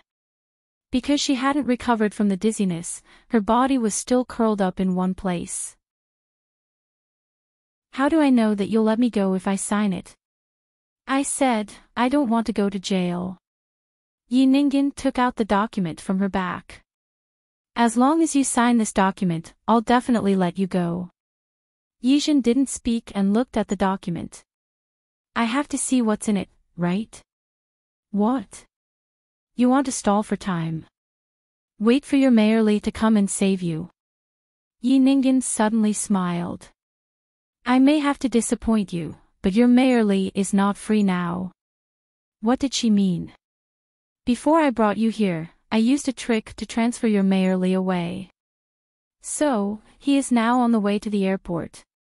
Maybe he has already boarded the plane. If you wait for him to come and save you, I advise you not to waste your time. Yijin pursed her lips into a straight line. Okay, help me up so that I can sign it. Wouldn't it be better if you did this earlier? But let me tell you, don't try to play tricks. I still have brothers outside. Yijin didn't speak. She tried to sit up, looked at Yi Ningen, and motioned for her to untie her. Yi Ningen got a positive answer and was sure that she couldn't play tricks anymore. She squatted down in front of her. She loosened the rope binding Yijin's hands. Of course, she only loosened the rope on her hands. Okay, sign it. Yijin didn't take the document. She reached out to untie the rope on her feet, but a knife suddenly appeared on her neck. What? Do you think I'll believe you? Yi Ningen smiled coldly. Yijin, I've said it before. Don't play tricks. This is the suburbs, and everyone outside is my people. You'd better be smart and sign it, otherwise, she pressed the knife against her neck. Believe it or not, I'll take your life. You can't escape even if you kill me. I don't need to escape. Who can prove that I killed you? Yijin looked at the knife and finally nodded. Okay, I'll sign it. That's right. Chapter 8:11. Yijin's hit was very hard, and she found a good angle to hit, just hitting Yi Ningen's abdomen. It wasn't that she wasn't afraid of the knife in her hand, but she realized something when she saw the knife. Yi Ningen had never thought about letting her live from beginning to end. She had always wanted herself to die. Even if she signed, it would be useless. If she really signed, she would die faster. Yi Ningen didn't expect that Yijin could still fight back at this time. Caught off guard, she took a big step back, and the knife in her hand fell to the ground.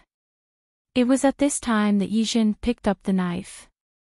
Ignoring the dizziness of her body and the fact that her feet were still tied, she pressed the knife against Yi Ningen's neck. She had just swayed for a long time, and now her body was weak. After doing this, her whole body was trembling. Yijin, what are you doing? What am I doing? Yijin sneered. She endured the discomfort of her body and pressed the knife against it. What you wanted to do to me just now, I want to do to you now. You what? Your mother is in prison, but didn't she teach you a lesson? Yijin said quite rudely, the daughter of a mistress can't be shown in public. Even her methods are exactly the same. As she spoke, she pressed the knife in her hand a little deeper. The sharp blade cut a wound on Yi Ningen's neck. Yijin, don't you dare. If you kill me, you can't escape, Yi Ningen shouted, come in, kill her, kill her. Yijin wasn't afraid at all. If someone died, Yi Ningen would die first. There was the sound of messy footsteps outside. There was also the sound of a car engine approaching. Yi Ningen laughed. Ha ha ha ha, did you hear that? My helper is here. If you really dare to kill me, you won't get any benefits. I'll tell you. You'll die too. However, the person who rushed in didn't attack Yijin as she thought. A tall figure came forward and picked Yijin up, taking the knife away from her hand. The rope around her legs was untied, and her body was firmly held in the person's arms. That familiar cool aura made Yijin, who had been tensed up, relax. Her body went limp and she leaned weakly into Li Juanqing's arms. You're here. There were sirens, engines, and voices behind her, but she couldn't hear them at all. There was only Li Juanqing in front of her, only this embrace in front of her. I'm here. I'm sorry. I'm late. Li Junxing hugged her tightly and pressed his chin against her neck. The rims of his eyes were hot. The feeling of regaining what she had lost made her heart skip a beat. I'm sorry. Sorry. Yizhen shook his head. Just now, he had been holding on by sheer will. If the people outside were really Yiningen's accomplices, she would really be dead. After all, she was not as ruthless as Yiningen and could not really kill people. Uncle Li, I'm here. I'm here. Don't let her go. Yizhen was really dizzy. She had been holding on until now. She's so bad. She hung me there and swung me around. Uncle Li, I'm scared to death. I'm really scared. Li Junxing's heart ached. He hugged Yizhen tightly in his arms. Don't be afraid, don't be afraid. It's okay. It's okay. She even deliberately put me on the ground. I'm really dizzy. I'm so tired. My hands hurt and my feet hurt. She still wants to kill me. Uncle Li, she wants to kill me. No, she won't. No, she won't. With me here, she won't be able to hurt you at all. Uncle Li, Yizhen finally couldn't hold on anymore.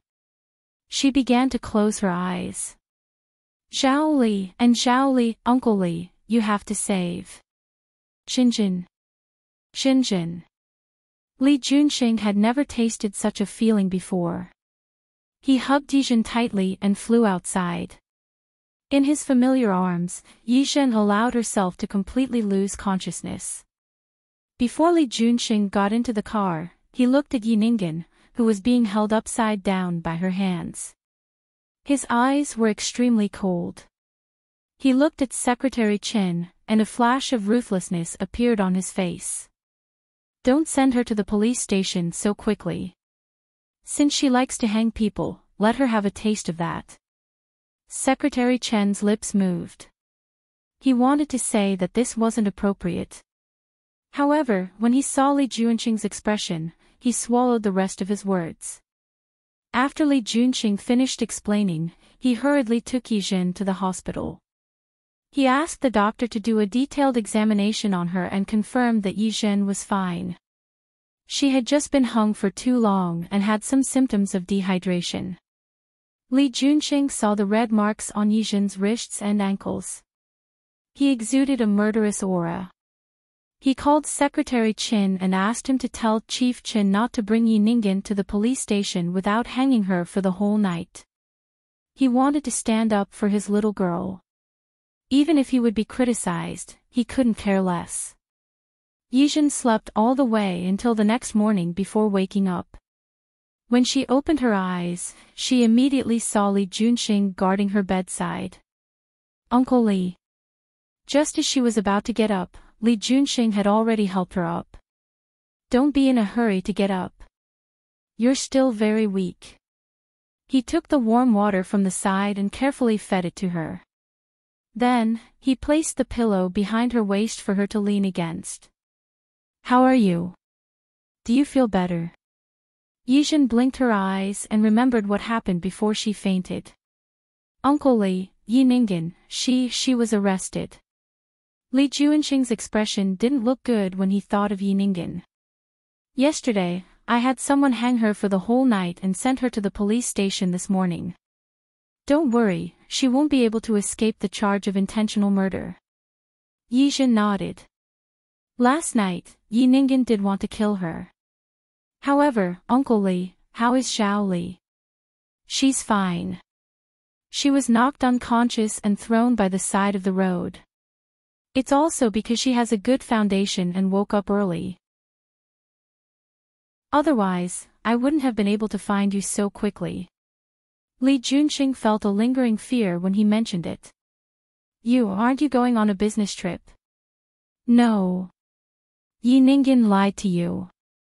Li Junxing placed her hand in his and squeezed it tightly. I've been in Qing City. She lied to you on purpose. Yizhen understood that Yiningen had been lying from beginning to end. But how did she do it? The little secretary in your company's secretary office, the one who ordered lunch boxes for you, is Chen Wan's person. What? Yizhen's eyes widened. She couldn't believe her ears. How is that possible? She thought that after she entered the company, she had almost cleaned up the company in the past month. Also, how did Chen Wan interfere with the company's internal affairs? Calm down. Li Junxing squeezed her hand and told her what had happened. That day, Yi Ningyan went to see Chen Wan. Chen Wan was accused of murder and knew that she wouldn't be able to get out easily. However, the biggest problem in this matter was Yizhen. Chen Wan knew that even if she couldn't get out, she had to drag Yizhen down with her. It was true that she had lived a pampered life for many years, but before Chen Wan married Yinan Shan, she had lived in the bungalow area of Qing City for more than 10 years.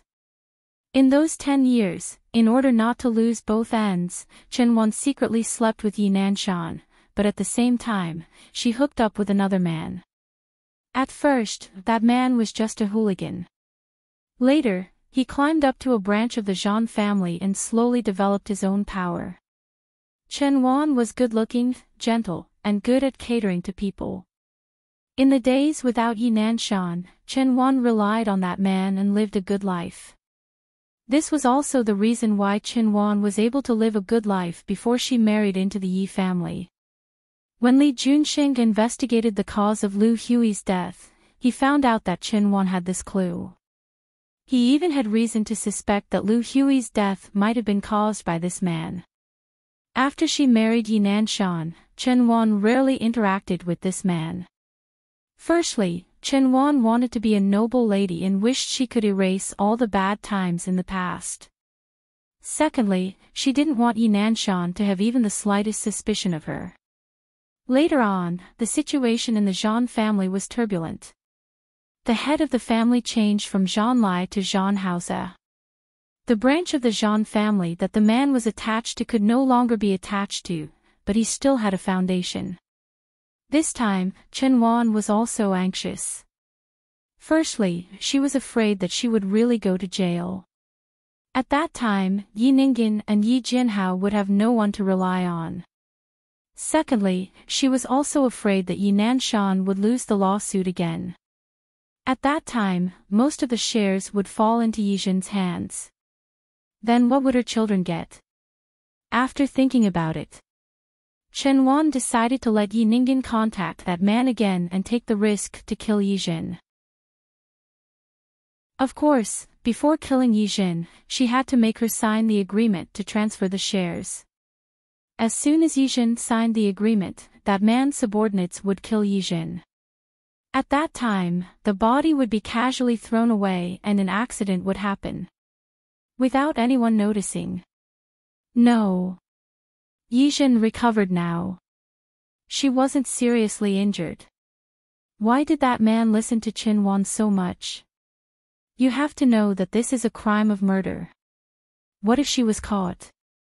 Besides, that man had been hiding it and never appeared. Why did he agree when Chen Wan begged him?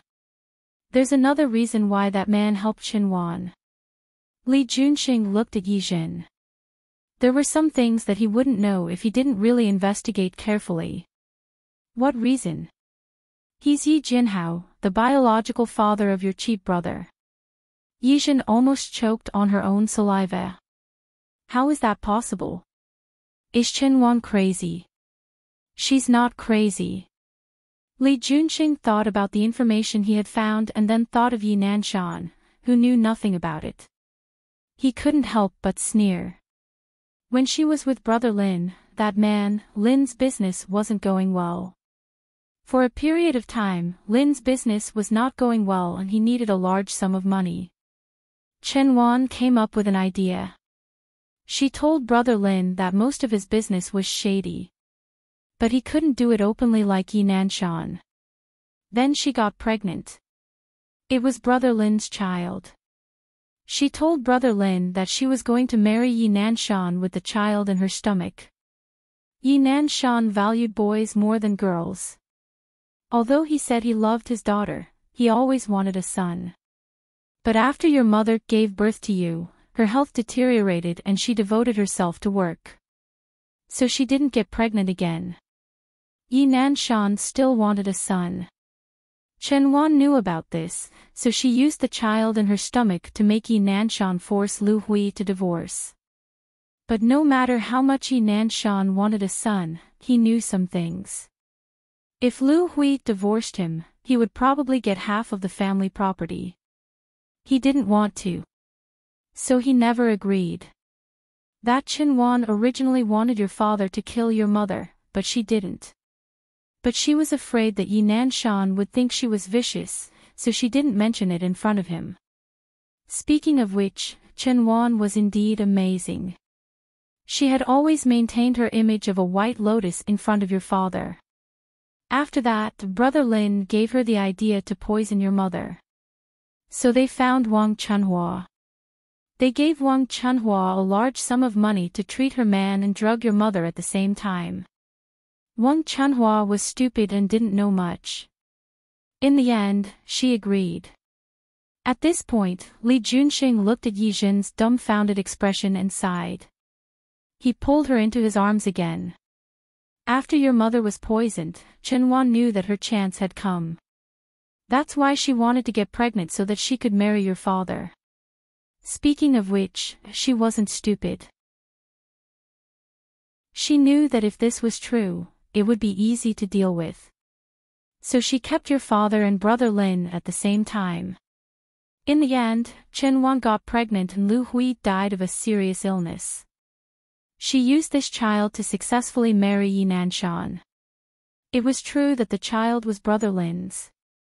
Brother Lin knew that his son would become the young master of a rich family in the future, so he agreed to Chen Wan's request and stopped seeing her.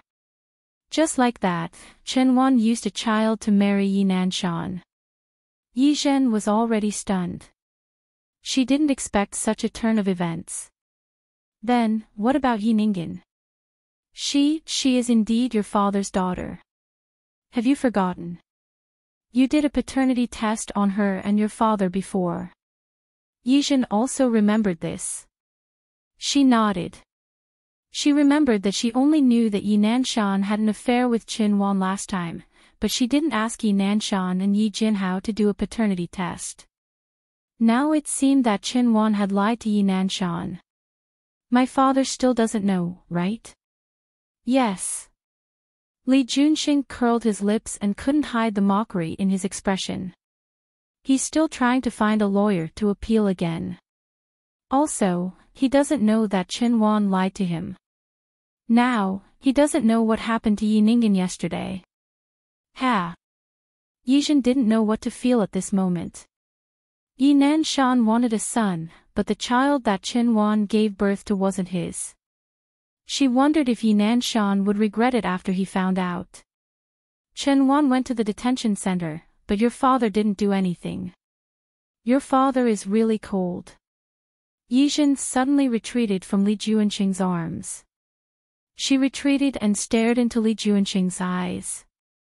There was one thing that she insisted on an answer. Does Yi Nanshan have anything to do with my mother's death? Yi Nanshan didn't care about Chen Wan's life at all. He could be cold to Chen Wan now, but was it possible that he was the same to Lu Hui back then?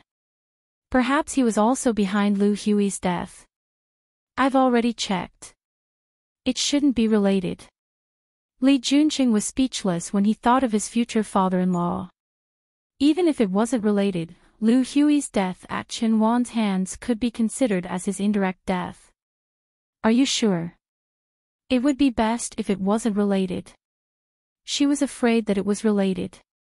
I'm sure it isn't. Li Junxing gave her an affirmative answer. You know, if he was really involved, he should be a little nervous about Chen Wan going to prison. Yi Zhen was silent. Although this outcome wasn't within her expectations, it was still reasonable. Chen Wan will be guilty, right? Yes. Yi Ningen will also be guilty. Right? Of course. Yi Zhen nodded. What she needed was Li Junxing's encouragement and a positive answer. I want to leave the hospital. I want to look for Yi Nanshan. If you want to do anything, tell me. I'll do it. Rest well. I think you're very weak. I'm fine. It was just that she had been hung for too long yesterday, and she had gotten a fright. She was fine now. Maybe I'm petty. Yizhen's lips curled into a mocking smile. If he didn't try his best to be with my mother wouldn't have died. It's a fact that he cheated and betrayed my mother. Now, he still has to fight for some shares. He values boys more than girls. All he wants is to give the company and the shares to Yi Jinhao, my cheap younger brother. I really want to know how he will deal with himself after he finds out that Yi Jinhao isn't his son. How will he face Chen Wan and Yi Ningyan? Uncle Li, am I very scary? Do you think I'm a very scary person? Yizhen realized that she didn't mind letting Li Junxing know this side of her at all. I think I'm quite vicious too. But I just can't accept it. Nonsense. Li Junxing squeezed her hand tightly. He looked at her with a pitiful expression. My Zhenzhen isn't vicious at all. If you want him to pay the price, I'll go with you. Whether it's the company, property, or anything else, just tell me what kind of punishment you want him to get. No need. Yizhen shook her head. I don't want to punish him. I just want to tell him everything. I just want him to know what kind of true face the woman he once believed in and loved. Li Junxing nodded and held her hand. Are you sure you don't want to rest for a few more days? There's really no need. There was a flash of playfulness in Yizhen's eyes. Maybe I'll be fine after I vent my anger. Li Junxing was relieved that she could still joke. He asked Secretary Qin to complete the discharge procedures and left the hospital with her. The car approached the Yi family's villa. Yizhen hadn't been back here for a long time. In fact, after Lu Hui died, she didn't want to continue living here. But she couldn't leave. If she left, it would benefit Chen Wan and her daughter. After entering the door, it was the weekend. Yi Jinhao didn't go to school. At home, he was playing Transformers with the nanny. When he saw Yizhen coming back, he didn't even lift his eyelids. He had been taught by Chen Wan not to get close to his sister since he was young. Fortunately, she wasn't really his sister. Yizhen could be indifferent to people he didn't care about. Yi Ningyan didn't go home for a night, but Yi Nanshan wasn't worried. Chen Wan went to prison, but he didn't seem to be worried. Honestly speaking, this man was indeed very cold. And now, this cold man was still in the study talking to Lawyer Ding about how to get the shares back. After Yizhen heard where he was, she went upstairs. The servants didn't dare to stop her. This young lady used to be suppressed by the madam, so she wasn't sharp. Today, she had a fierce look on her face. She actually let her walk all the way to Yi Nanshan's study. Lawyer Ding, just tell me directly what the chances of winning are to keep the shares. If you can't do it, I'll have to change lawyers. Mr. Yi, you signed the agreement yourself. It's not easy for us to keep 5% now. To be honest, even if you appeal again, I think we can only uphold the original judgment. Yi Nanshan's expression was ugly. After thinking for a moment, he said, by the way, how confident are you in Chen Wan's lawsuit? After all, she was Yi Jinhao's biological mother. He didn't want Chen Wan to suffer too much. As for Lu Hui, she was already dead. There was no evidence, so it was naturally more important to protect Chen Wan first. Yizhen stood at the door. She was wrong. She originally thought that Yi Nanshan was cold, but now it seemed that he wasn't completely useless. After knocking on the door, Yi Nanshan was shocked. Without waiting for his permission, Yizhen entered the door with Li Junxing. Why are you still here? Yi Nanshan was angry when he saw this daughter. If it weren't for her, how could he have been pulled down from the position of chairman? How could Chen Wan be in jail? How could he not get the company's shares back? Yi Jin looked at Yi Nanshan expressionlessly. Someone squeezed her palm slightly, and the warm touch made her turn to look at Li Junxing. When she met the look in his eyes, she shook her head at him. At this point, Yi Nanshan's words and actions could no longer hurt her at all. Since she no longer regarded him as her father, then no matter what Yi Nanshan did or said, he couldn't hurt her at all. Why can't I come? Yi Jin's expression was indifferent. She glanced at Lawyer Ding.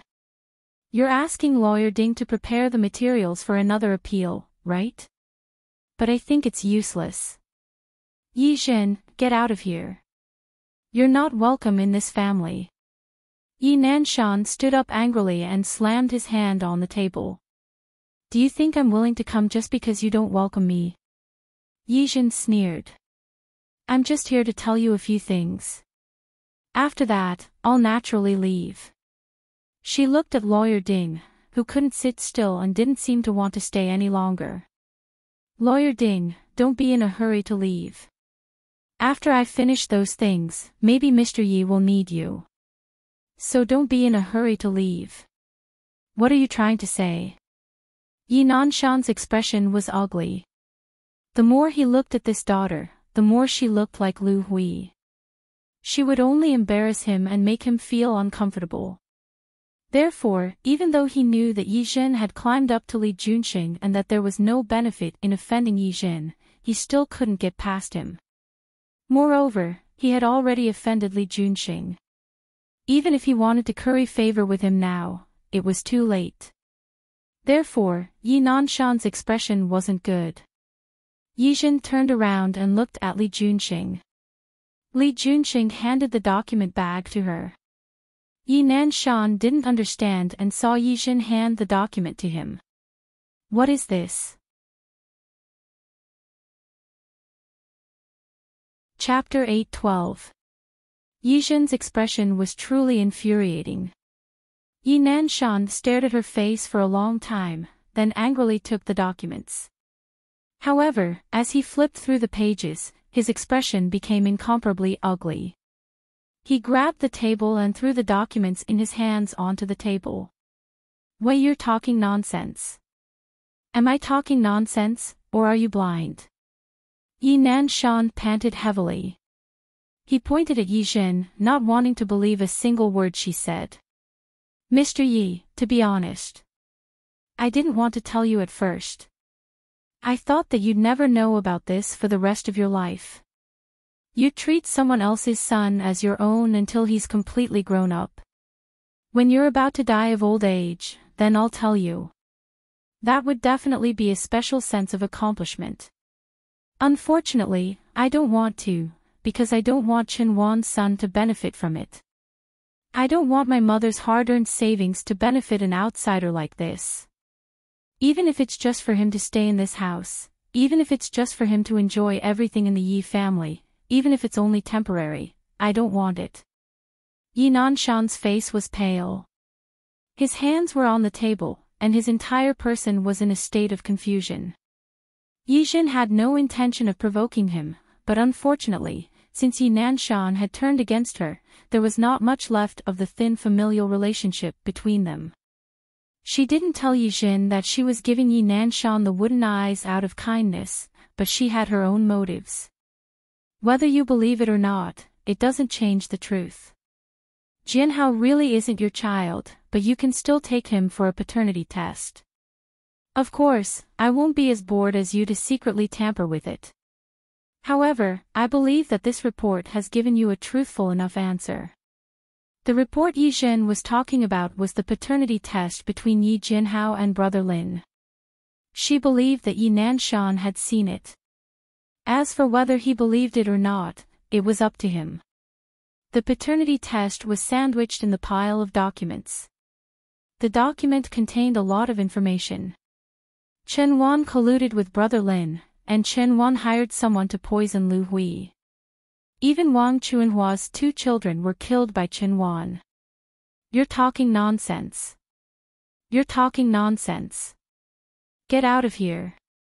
Get out of here. I don't want to see you. I don't want to hear it. Yi Nanshan's expression changed dramatically. He shook his head, his body trembling, unwilling to accept the truth. Yi Ningen had a sweet mouth and was good at making people happy. He liked this daughter. However, the one he valued the most was indeed Yi Jinhao. Ever since he was born, he had always treated Yi Jinhao as his successor and had been cultivating him. Who would have thought that this would be the result? Yijin didn't leave. She stood there arrogantly. What? You can't accept it. Was he the one who caused all of this? Yi Nanshan was infuriated. He grabbed a pen holder from the table and was about to throw it at Yijin. Li Junqing stepped forward, pulled Yijin's hand, and led her to the side. The pen holder didn't manage to hit it. It was thrown against the wall and fell to the ground. Lawyer Ding didn't even know what was in the document, and his body involuntarily dodged to the side. He wanted to leave, but he couldn't. After all, Li Junqing was still there. Yi Nanshan missed. He picked up the paperweight on the table and was about to throw it again. Li Junqing quickly took 2 steps forward and grabbed his hand across the desk. Mr. Yi, if you can't accept these things, have you ever thought about whether or not Jinjin can accept it? Mr. Yi, you're angry now. If you want to flare up, you can flare up and get angry. Have you ever thought that Jinjin lost her mother at a young age? You married someone else after she lost her mother and never gave her the slightest bit of love. When she finally grew up, you, her father, sued her. What kind of feeling did you have? Jinjin's mother was killed. She lived in the same room with her enemy for more than 10 years without knowing it. What Mr. Yi is experiencing now, Jinjin has already experienced. What right do you have to blame all of this on Jinjin? Who caused these things? Could it be Jinjin? She's just removing these hypocritical masks. She wants you to see clearly that the real source of all of this is you. It's you. What right do you have? What reason do you have to blame Jinjin? All these years, have you ever fulfilled your responsibilities as a father? Have you ever cared about Jinjin at all? Don't you think it's ugly for you to put on such an attitude now? Li Junqing questioned him harshly, one sentence after another. The strength of his grip on Yi Nanshan's wrist made him loosen his hand. The paperweight fell and smashed back onto the table. Li Junqing swung his hand at the right time and let go of his hand. He turned around and returned to Yijin, protecting her by his side. Mr. Yi, Jinjin has never done anything wrong to you. It's you who has always let Jinjin down. Today, Jinjin is already considered a member of our Li family. If you want to make a move, please think about it. Yi Nanshan froze there motionless and didn't recover for a long time. He looked at the document on the table and suddenly felt as if all the strength in his body had been sucked away. Yijin didn't have the slightest bit of sympathy. She snuggled up to Li Junqing. Her mood was calm and unperturbed as she watched Yi Nanshan collapse. Lawyer Ding's back was soaked in sweat. He felt that he couldn't stay here for a minute, but he couldn't leave. Right now, no one cared about his thoughts. Yi Nanshan hadn't recovered from such a huge shock. Yi Jinhao downstairs was obviously tired of playing. He stomped upstairs and went straight to the study. He was used to being a tyrant at home since he was young, and Yi Nanshan pampered him. He didn't even knock on the door when he entered the study and directly rushed in. Dad, Dad. Look, this is my Transformers. Yi Jinhao was 11 years old. He was almost 1.4 meters tall. He rushed in front of Yi Nanshan with a transformer in his hand. Dad, look, Yi Nanshan, who was always patient, didn't praise his son like before. Instead, he waved his hand and hit the transformer in Yi Jinhao's hand. This sudden change startled Yi Jinhao. He stood there in a daze. Before he could react, the angry Yi Nanshan raised his foot and kicked him. Yi Jinhao wasn't prepared. He was kicked back a few steps by Yi Nanshan and fell to the ground. Before he could cry, Yi Nanshan had already stepped forward again, intending to give him 2 more kicks. Yi Jin reacted faster than him and stepped in front of Yi Nanshan. Yi Nanshan's kick missed, and his body almost fell forward. After he stabilized his body, he looked at Yi Jin, not understanding what she meant. If Yi Jin could, she didn't want to care about these trivial things. But no matter how bad Yi Jinhao was, he was still a child. Even if Chen Wan's teachings were a little crooked, even if Chen Wan taught him a little crooked, it wasn't a reason for Yi Nanshan to hit a child. Mr. Yi, now you want to kick him to death and go to jail with Chen Wan, right? I'm really happy for you.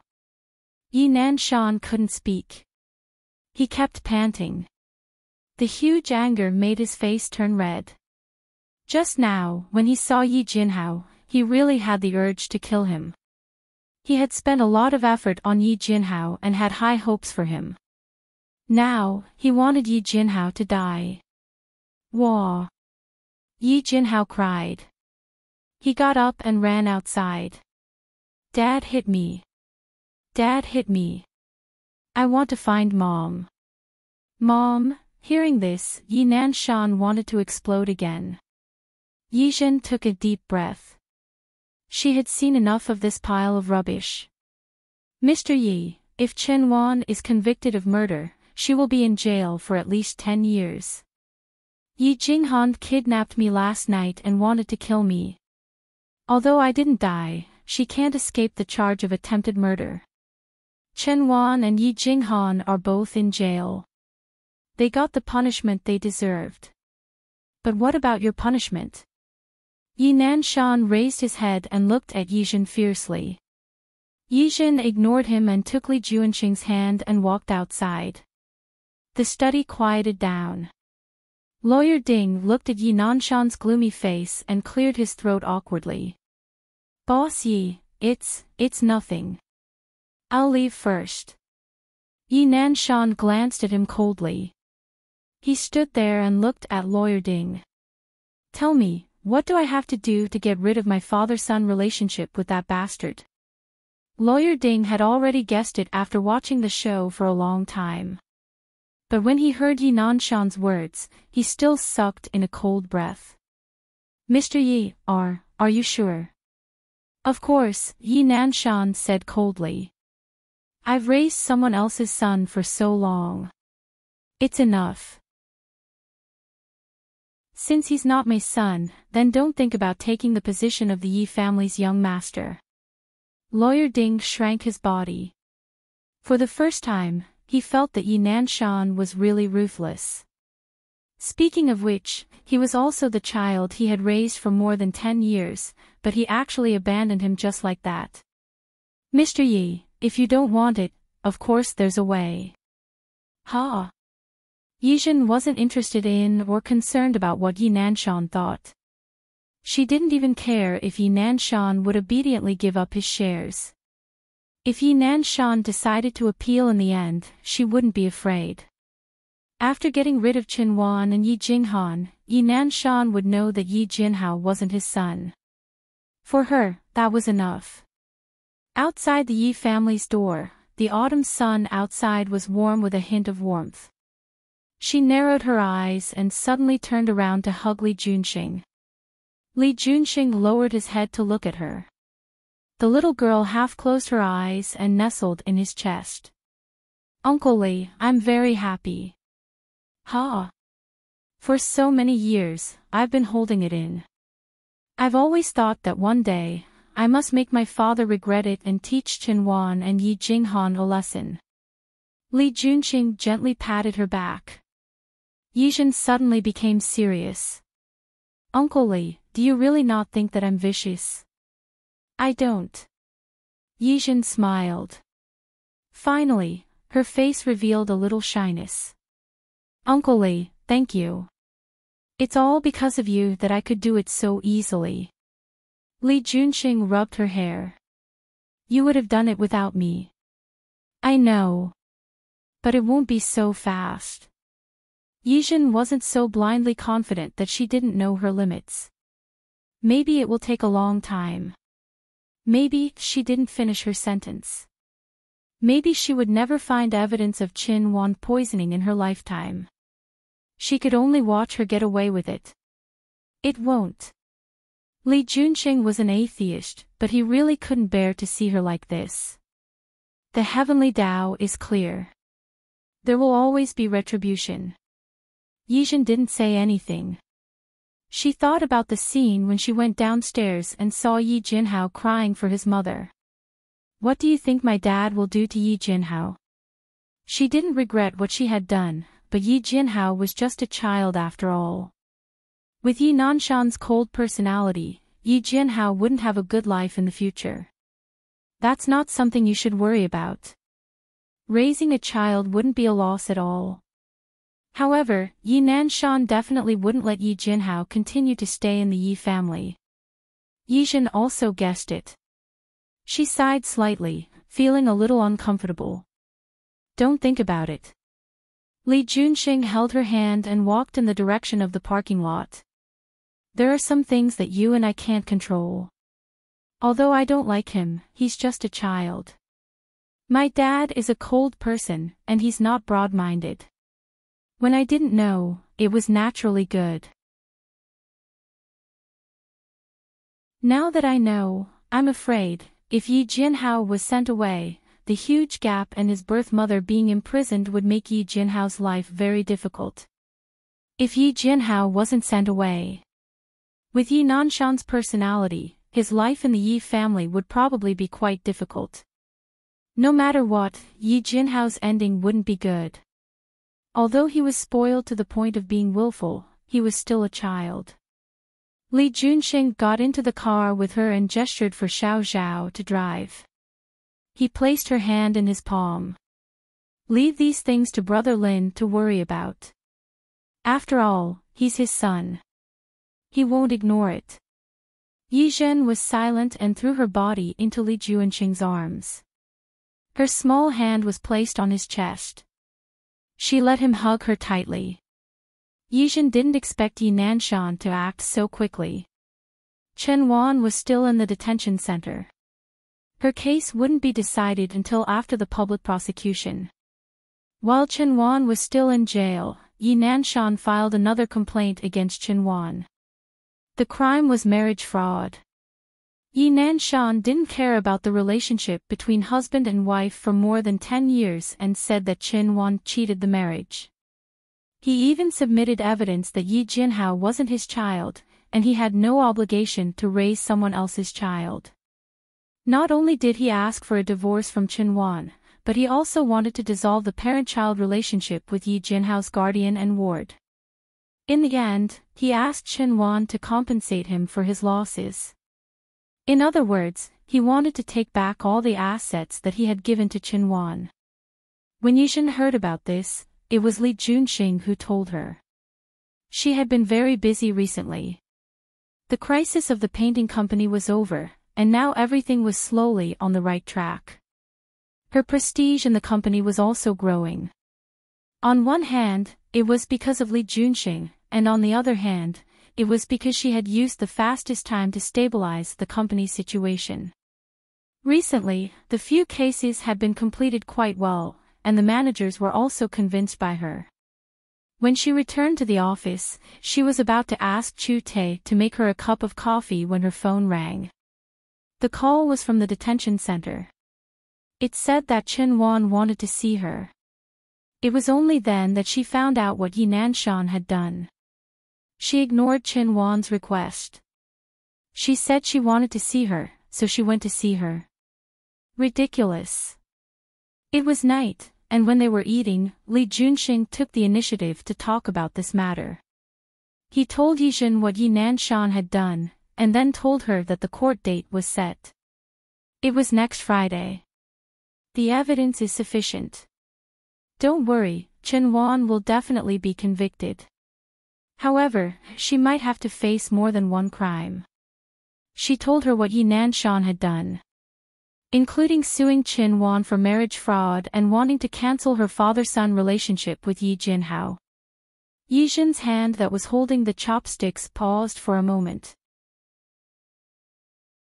Chen Wan called me today and said that she wanted to see me. I refused. It's right not to see her. It's useless to see her. You don't have to see her. Everything she has done will be dealt with by the public prosecution. The public prosecution will find a lawyer for her. What happens next will be decided. Yi Zhen nodded with sarcasm in her eyes. She probably doesn't know that Yi Ningyan is also locked up, right? She probably knows. Li Junqing scooped a bowl of soup and placed it in front of her. If she didn't know that Yi Ningyan was locked up, I don't think she would have said that she wanted to see you. Does she think that I will still help her after what she has done? I think she might want you to let Yi Ningyan go on account that she is your sister. Impossible. Yi Zhen wasn't a saint. No matter how kind she was, she wouldn't forgive someone who wanted to kill her. If I hadn't been vigilant that day, if you hadn't come quickly, I might have died in her hands. I won't let Yi Ningyan go. Seeing that Li Junqing didn't say anything, she smiled at him. However, I don't plan to deal with her.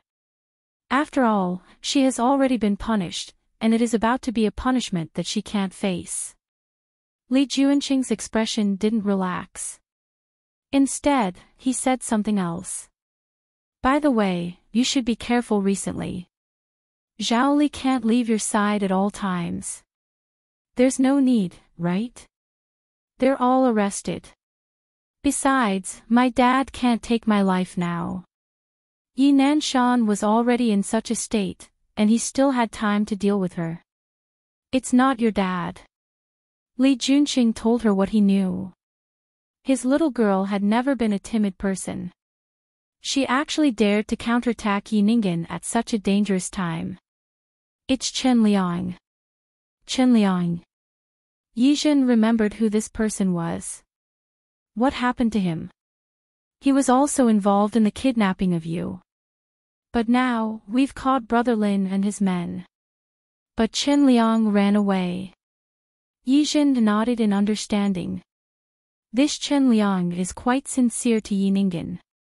Seeing that Yi Ningyan was captured, I'm afraid he will think of a way to take revenge. Yes. Isn't that perfect? Yi Zhen immediately thought of a solution. I'll use this time to lure Chen Liang out, and then don't even think about it. Li Junqing glared at Yi Zhen, and a sharp look flashed across his eyes. Let me tell you, don't even think about using yourself as bait. I don't want to do what happened last time again.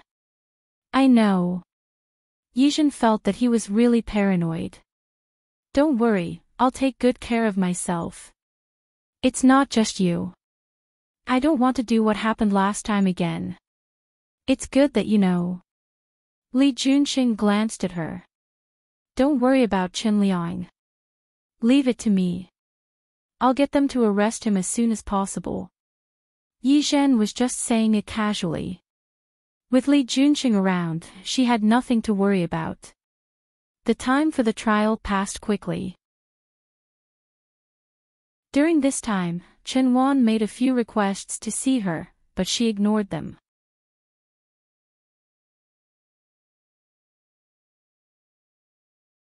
You said that I cheated the marriage, but aren't you the same? There was madness in her eyes, a kind of paranoia that wanted to drag everyone into hell. Why don't you think about it? You are my boyfriend. But what did you do? You married Lu Hui. You married that woman. You said that you were only doing this for expediency. You said that you were doing this for Lu Hui's family background and character. You said that I cheated the marriage, didn't you?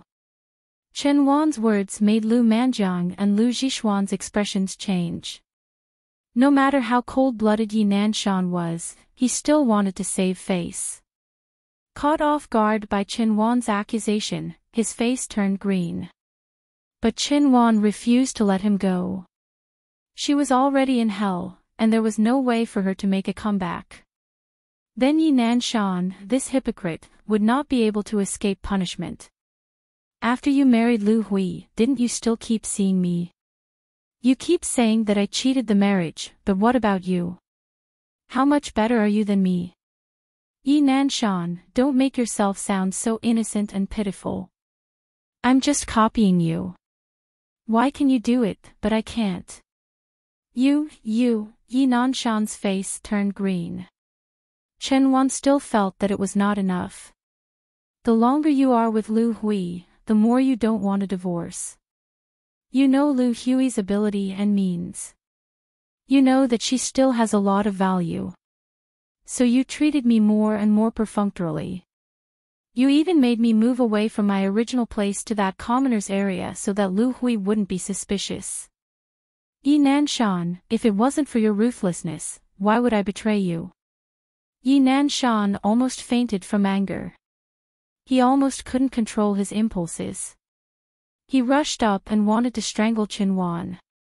But he was caught by Lawyer Ding. Quiet, the court looked at the agitated Qin Wan and motioned for her to calm down. But Qin Wan had already thrown everything aside. Yes. Yi Nanshan, I admit all the mistakes I've done and the retribution I have to bear. But you? Do you think you can get away with it? Shut up, you shut up. Yi Nanshan's expression was very ugly. Beside him, Lu Manjiang and Lu Zhishuan glared at him. Not only them, but the other people in the court also looked at him with mixed feelings. Qin Wan was right.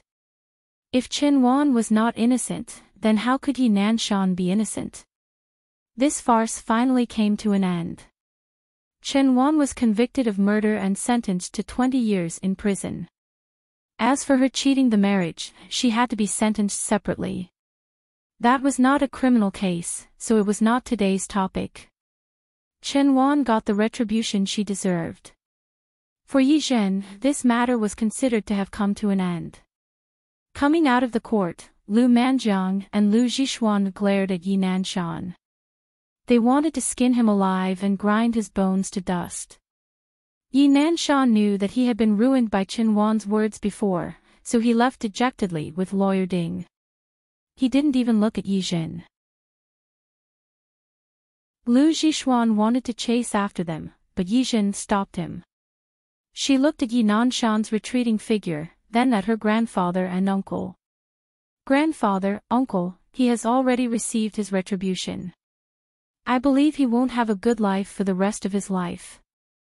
Don't waste our energy and emotions on such a person. It's not worth it.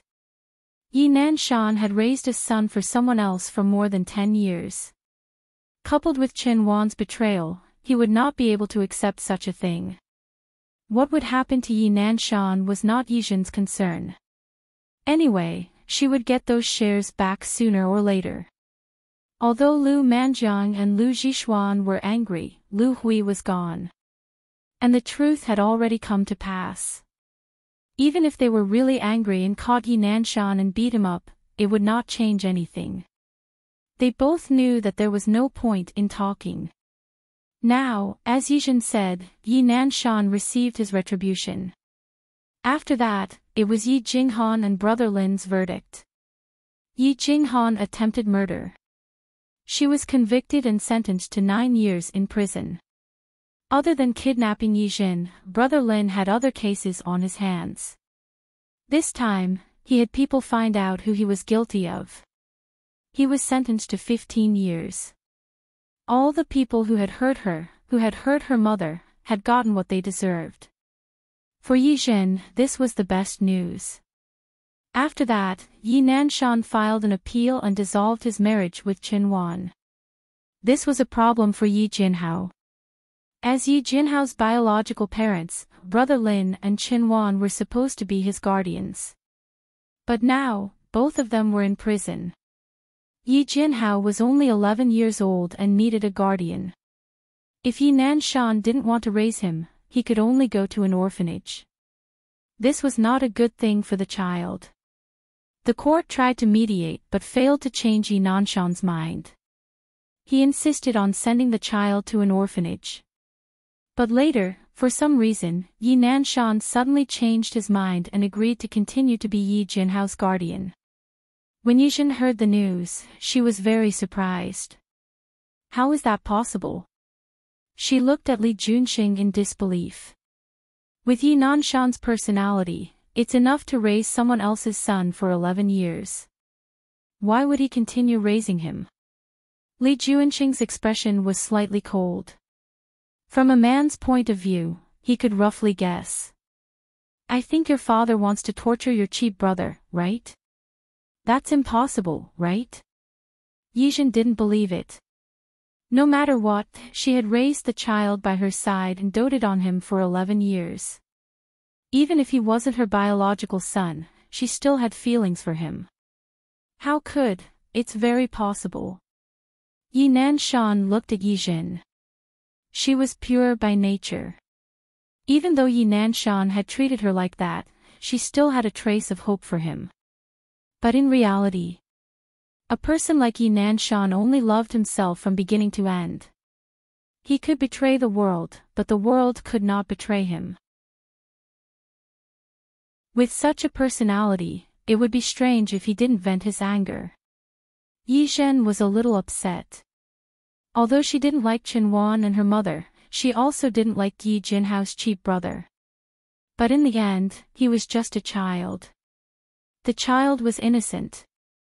Yi Nanshan's actions were really ungentlemanly and immoral. Don't think about it. Li Junxing knew that her heart must have softened. This really has nothing to do with you. If you're really worried, why don't you find an opportunity to go to the Yi family and see him? There's no need to see him. Yi Zhen shook her head. Chen Wan and Yi Ninggen's mistakes were caused by them. And Yi Jinhao bore the consequences. Li Junxing pulled her into his arms and kissed the top of her head. All right, don't think about it. There are some things that are useless even if you think about it. No matter what, Yi Nanshan is an adult man. I think he won't go too far. Really? Yi Zhen wasn't sure, but Li Junxing's words more or less comforted her. She wrapped her arms around Li Junxing's waist tightly and used this action to give herself strength. She also told herself that all of this had nothing to do with her. No matter how good Yi Zhen's words were and how cold she pretended to be, she still had some concerns in her heart. The company's situation gradually stabilized. Yi Nanshan didn't know what was going on, but he didn't appeal anymore. Yi Zhen couldn't figure out what Yi Nanshan was thinking. After meeting with the client that day, she realized that the Yi family's villa was very close. She thought about it and asked Zhao Li to drive the car to the Yi family's house. At the Yi family's house, Yi Nanshan looked at Yi Jinhao as if he was looking at an enemy. Since the end of the trial and the custody of the child was still in his hands, Yi Jinhao hadn't gone to school. He was locked up at home by Yi Nanshan. During this period of time, Yi Jinhao was extremely afraid. He was only 11 years old. He didn't understand the world of adults. He only knew that when he woke up, his mother was gone, and he lost his sister. Now, the only person he could rely on, his father, had also become frightening. Yi Nanshan wouldn't treat Yi Jinhao well. Now, looking at this bastard, he had a stomach full of anger. The anger that couldn't be vented at Chen Wan was now all directed at Yi Jinhao. You bastard, why don't you die? Yi Nanshan didn't restrain his emotions. At first, he only cursed, but later, he hit him. The man's leg strength was very strong. Yi Jinhao's small body couldn't withstand the kick and was sent flying. When Yi Zhen entered the door, she saw this scene in front of her. Yi Nanshan kicked Yi Jinhao's body away. Yi Jinhao fell on the wall and fell to the ground. He burst into tears, crying and calling for his father. He was still too young. He didn't understand what he had done wrong, nor did he understand why his father suddenly became like this. Dad, Dad, don't hit me, Mom, Mom, I want Mom. Sister, Sister, come quickly, I want Sister. I want Mom, I want Sister.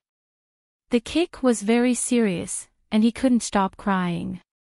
Yi Nanshan was getting angrier and angrier. He stepped forward to give him a second kick. Yijin stepped forward to stop him. Enough. What are you doing here? Yi Nanshan didn't like Yijin now. If it wasn't for her, how could these things happen?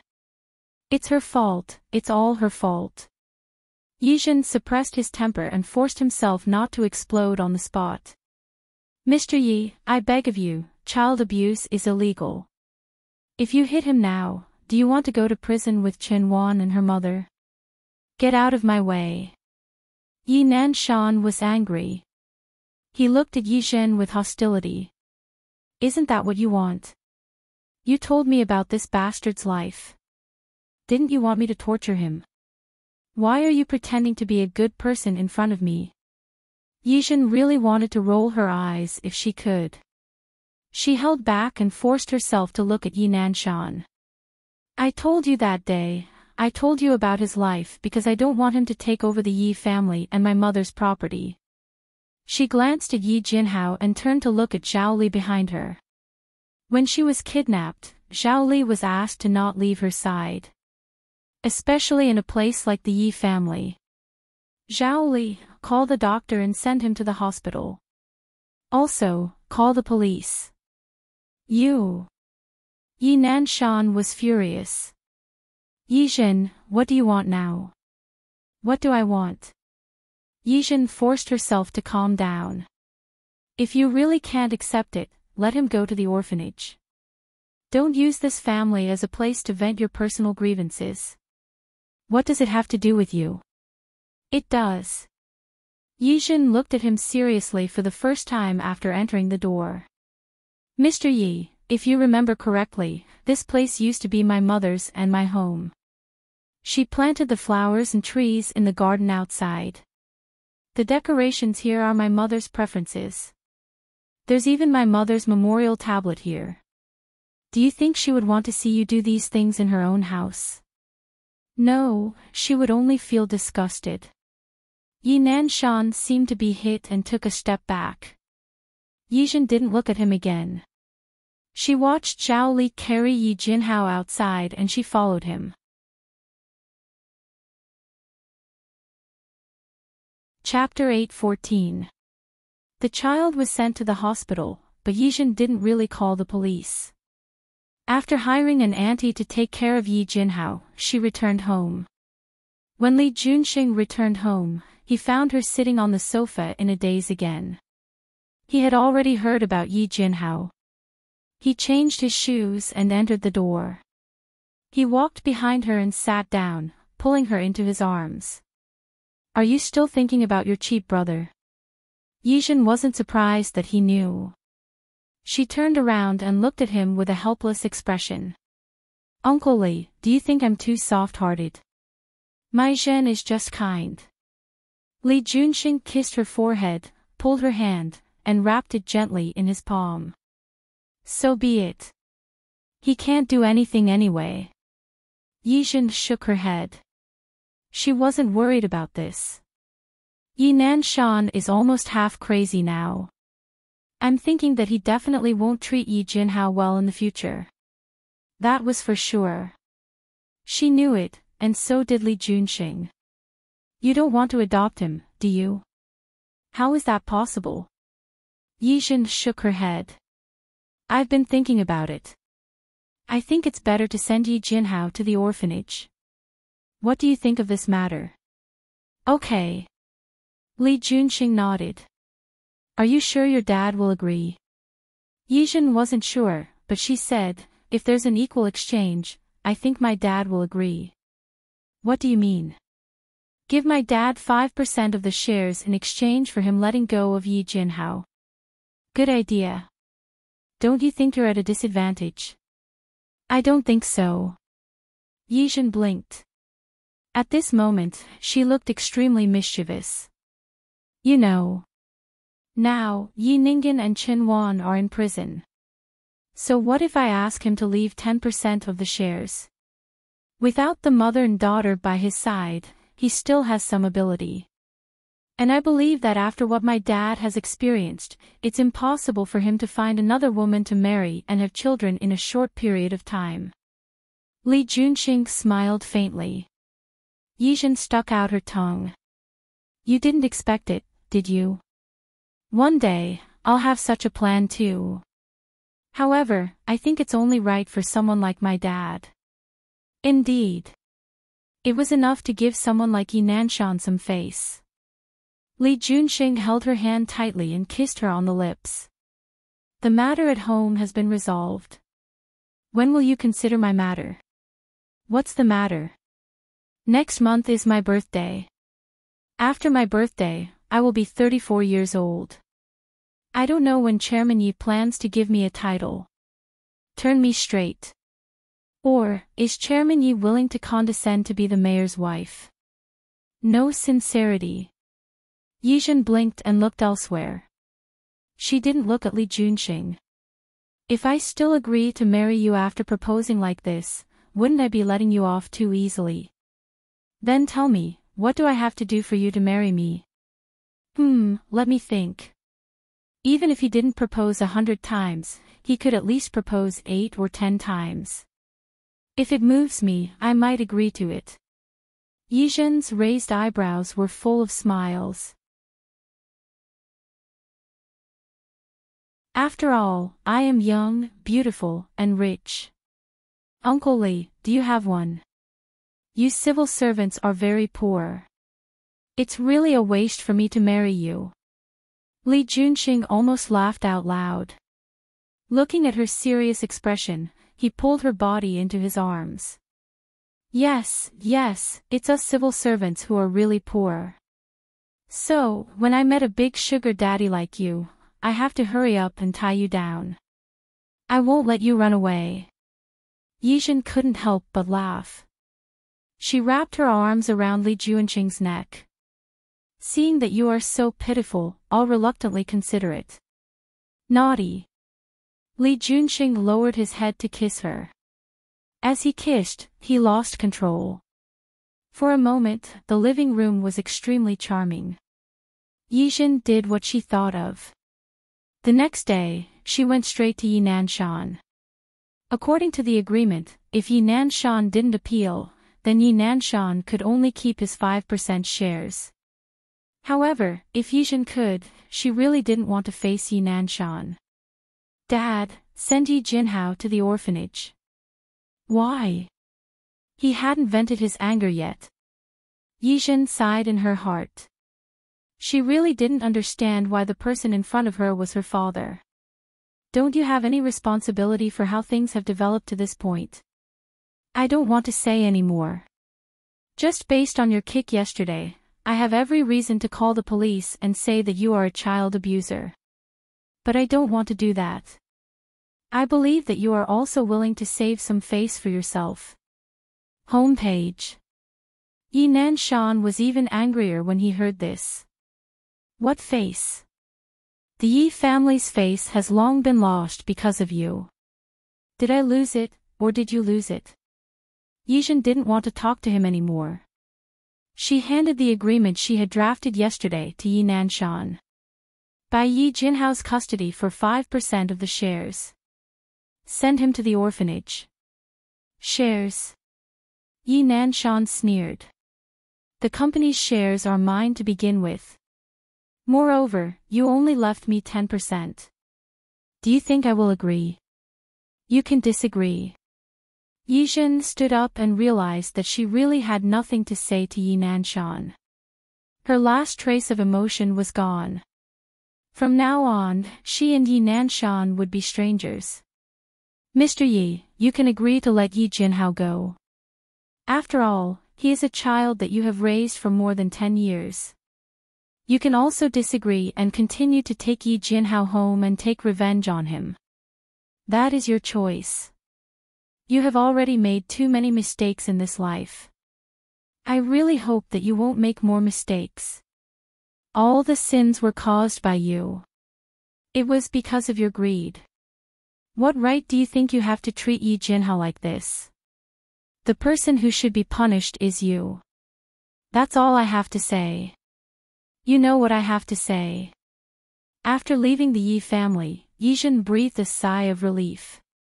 There were some problems, some things. She could only do her best. As for the outcome, it wasn't something she could guarantee. Yi Nanshan's character was so bad. It was up to him how he chose. She tried her best. She had a clear conscience. Yizhen began to busy herself with work. The company was updated, and her relationship with Li Junxing gradually stabilized. She was full and happy. Time passed by a week. She didn't know what Yi Nanshan thought, but he finally gave up custody of Yi Jinhao. Yi Jinhao was sent to the orphanage. Yizhen breathed a sigh of relief. This was considered a result. In the end, Yi Nanshan didn't do as Yizhen said and asked for the 10% shares. According to the previous agreement, he transferred all the shares under his name to Yizhen. The process was so smooth that Yizhen thought that Yi Nanshan was possessed. Yizhen didn't care what Yi Nanshan thought. Anyway, she still left 5% of the shares for Yi Nanshan. Coupled with his previous assets, he wouldn't be living badly. In the blink of an eye, it was Christmas. Yizhen didn't feel much about this kind of foreign festival in the past, but this year, she was with Li Junxing. Li Junxing happened to be on leave. Li Junxing brought her back to Rong City. It took about 2 hours to get from Qing City to Rong City. When the car was still half an hour away from the Li family's residence, Yizhen was shocked by the street scene outside the window. The tall buildings on both sides were now all LED electronic screens. And the electronic screens were all projections of fireworks. They drove very slowly all the way. Yizhen looked at the LED screens and felt that they were especially beautiful. Wow, so beautiful. Is it beautiful? Li Junxing asked someone to stop the car by the side of the road. He held her hand and got out of the car and walked to the river. This place was separated from the high-rise buildings across the river by a river. On the building across the river, the LED screen kept changing colors and shapes of fireworks. It's so beautiful. It wasn't that she hadn't seen this kind of light show before, but with so many high-rise buildings on the same screen, this was really the first time. But very quickly, the fireworks on the screen were replaced by blooming roses. After the roses bloomed, there was a huge diamond ring. She thought that it was an advertisement from a jewelry company and was engrossed in watching it. Unexpectedly, the diamond ring disappeared and turned into a string of words. Getting to know you is an accident. Falling in love with you is a surprise. Being with you is a blessing. Wanting to spend the rest of my life with you is my wish. Waking up every morning to see your sweet smile is my blessing. Words of love flashed across the screen one after another. Yizhen was stunned. Which jewelry company's advertisement? It was really too creative. It wasn't just her. Many people around her stopped and looked at the screens opposite. I will always love you, treat you well, and always keep you in my heart. The rest of my life is long, and I only want to be with you. Xinjin, I love you. Marry me. Xinjin, marry me. Yizhen was stunned for a moment.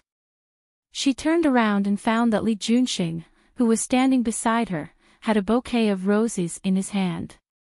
He knelt down on one knee in front of her and handed the huge bouquet of roses in his hand to Yizhen. Xinjin, I love you. I want to marry you. Please marry me, okay? Yizhen covered her mouth. She couldn't believe that she would receive such a surprise. She felt her eyes moisten, and tears wanted to flow out uncontrollably. Uncle Leaf, believe me, I will always treat you well, always protect you, and always love you. Please marry me. At this time, there were already many people surrounding them. Everyone looked at the handsome man and beautiful woman in front of them, such an extremely eye-catching combination, and such a romantic proposal. The people around them all shouted together, "Marry him, marry him, marry him." Yijin couldn't say anything and could only nod passively. She took it from Li Junqing's hand. "I promise you." Li Junqing smiled. He took out a diamond ring from somewhere and put it on Yijin's hand. He lowered his head and kissed her lips. There was a burst of applause around them. Li Junqing had always kept a low profile. Such a high-profile proposal touched Yijin. She hugged him tightly as he kissed her. "Uncle Li, I love you too." "I know." "Uncle Li, yes. The rest of my life is long. Please advise me." "Yes, the rest of my life is long. I'm willing to spend it with you." Compared to the hustle and bustle of the proposal, in the shadows of a bar on the other side of the river, a young man looked at the dozen or so people surrounding him with a mocking smile in his eyes. "You sent so many people to deal with me. I'm really flattered. Cut the crap. Brothers, attack." The young man took off his coat and raised his almond-shaped eyes. His eyes were extremely sharp as he walked forward alone. His eyes were filled with ruthlessness.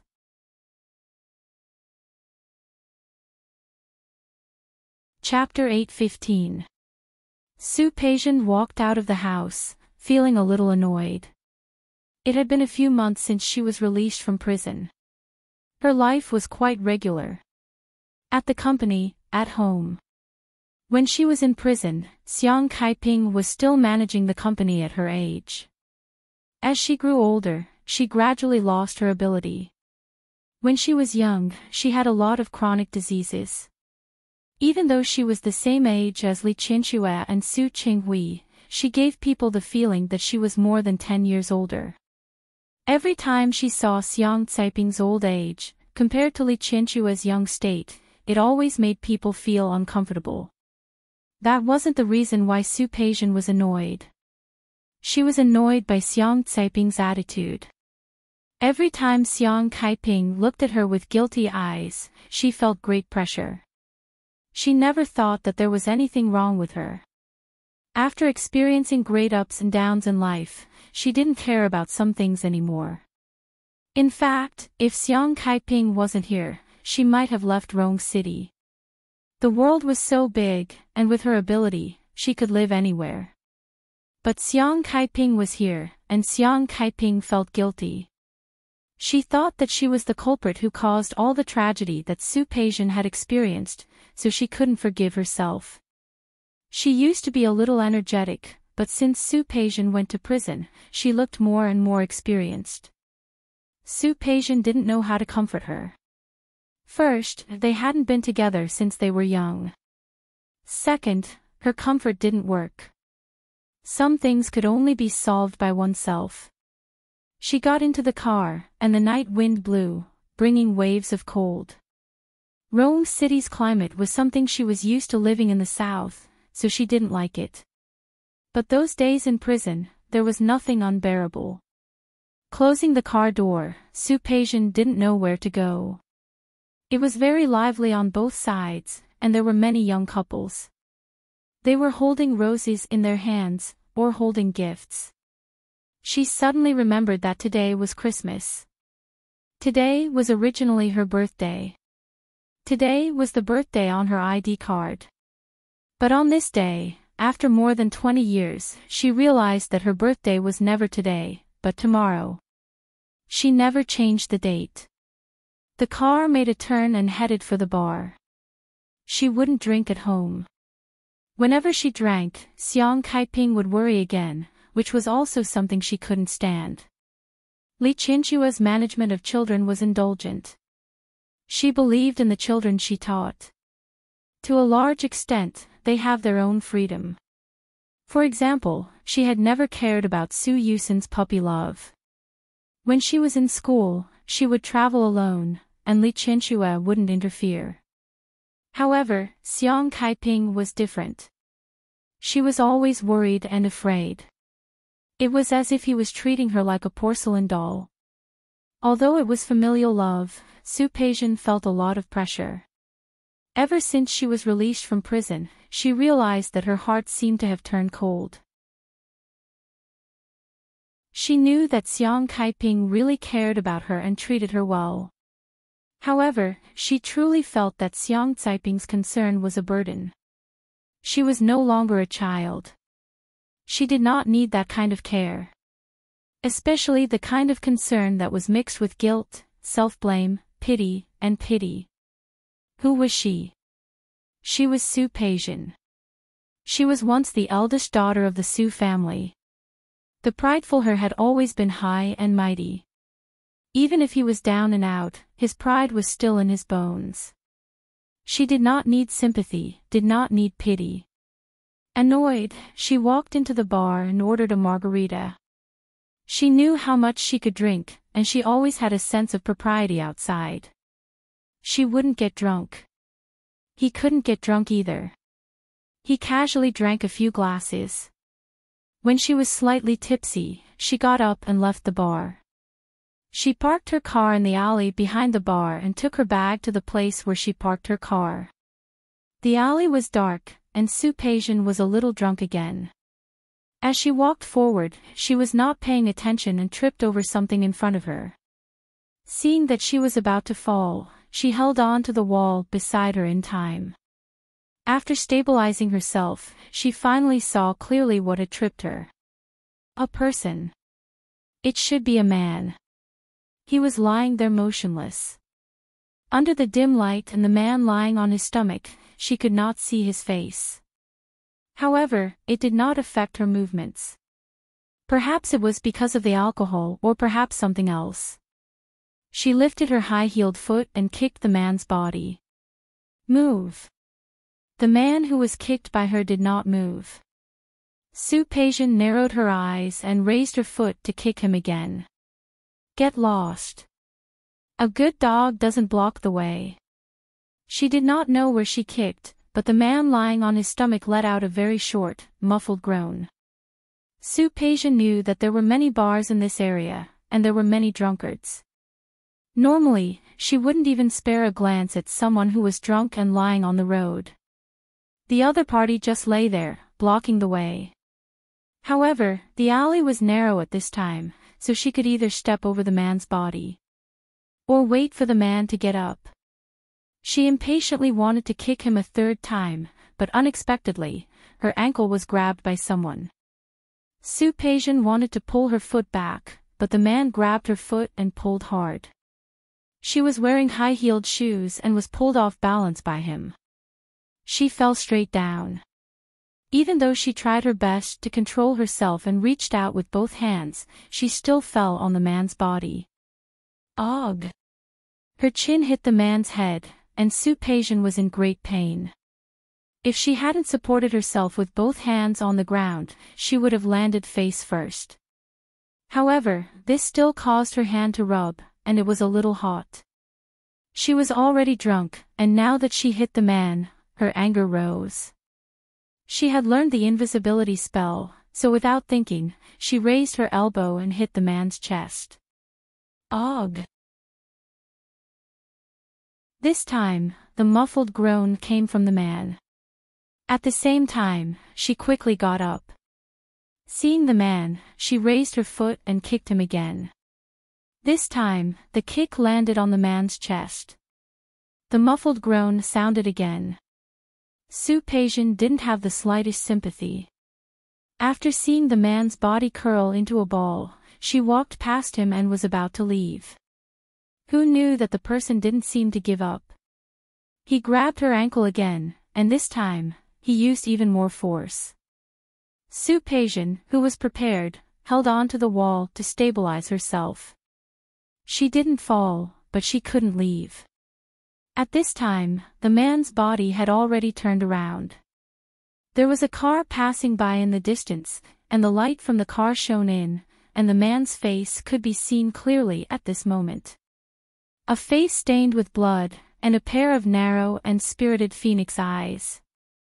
At this time, the man's hand was tightly holding his ankle. "You want to run after kicking someone?" The man's voice was obviously a little weak, and he spoke in a low voice. Su-Peision's reaction was to try to pull her foot back and kick the man again. The man seemed to have exhausted his strength. His hand holding her was already starting to loosen. Su-Peision was sure that if she kicked him again, the man would definitely faint. However, before she could kick him again, the man seemed to see through her. Tisk, black. What black? Su-Peision was stunned for a moment before she reacted. What did the man mean? She was wearing a woolen A-line skirt today. Because she came out of the heating room, and because she wanted to go back immediately, she didn't wear silk stockings. Damn this man. Su-Peision became more and more angry. Before the man's hand let go, she sat down like this without thinking. She sat straight on the man's chest. If she remembered correctly, when she used her elbow to hit the man's chest just now, he seemed to be in pain. Ugh! An even more tragic groan sounded. The hand holding her ankle loosened as expected. Su-Peision stood up. After she steadied herself, she looked at the man coldly. She turned around and left without looking back. The man on the ground was in extreme pain as he watched the woman's figure leave. There was only one thought in his mind.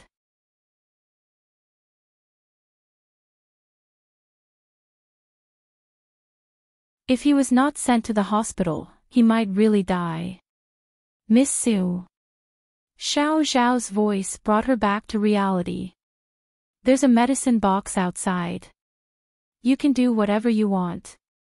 Miss Su. Xiao Zhao's eyes widened in horror. This person is so badly injured. Do we really not need to send him to the hospital? No need. Su-Peision's voice was very cold. I think he's very lucky. He won't die.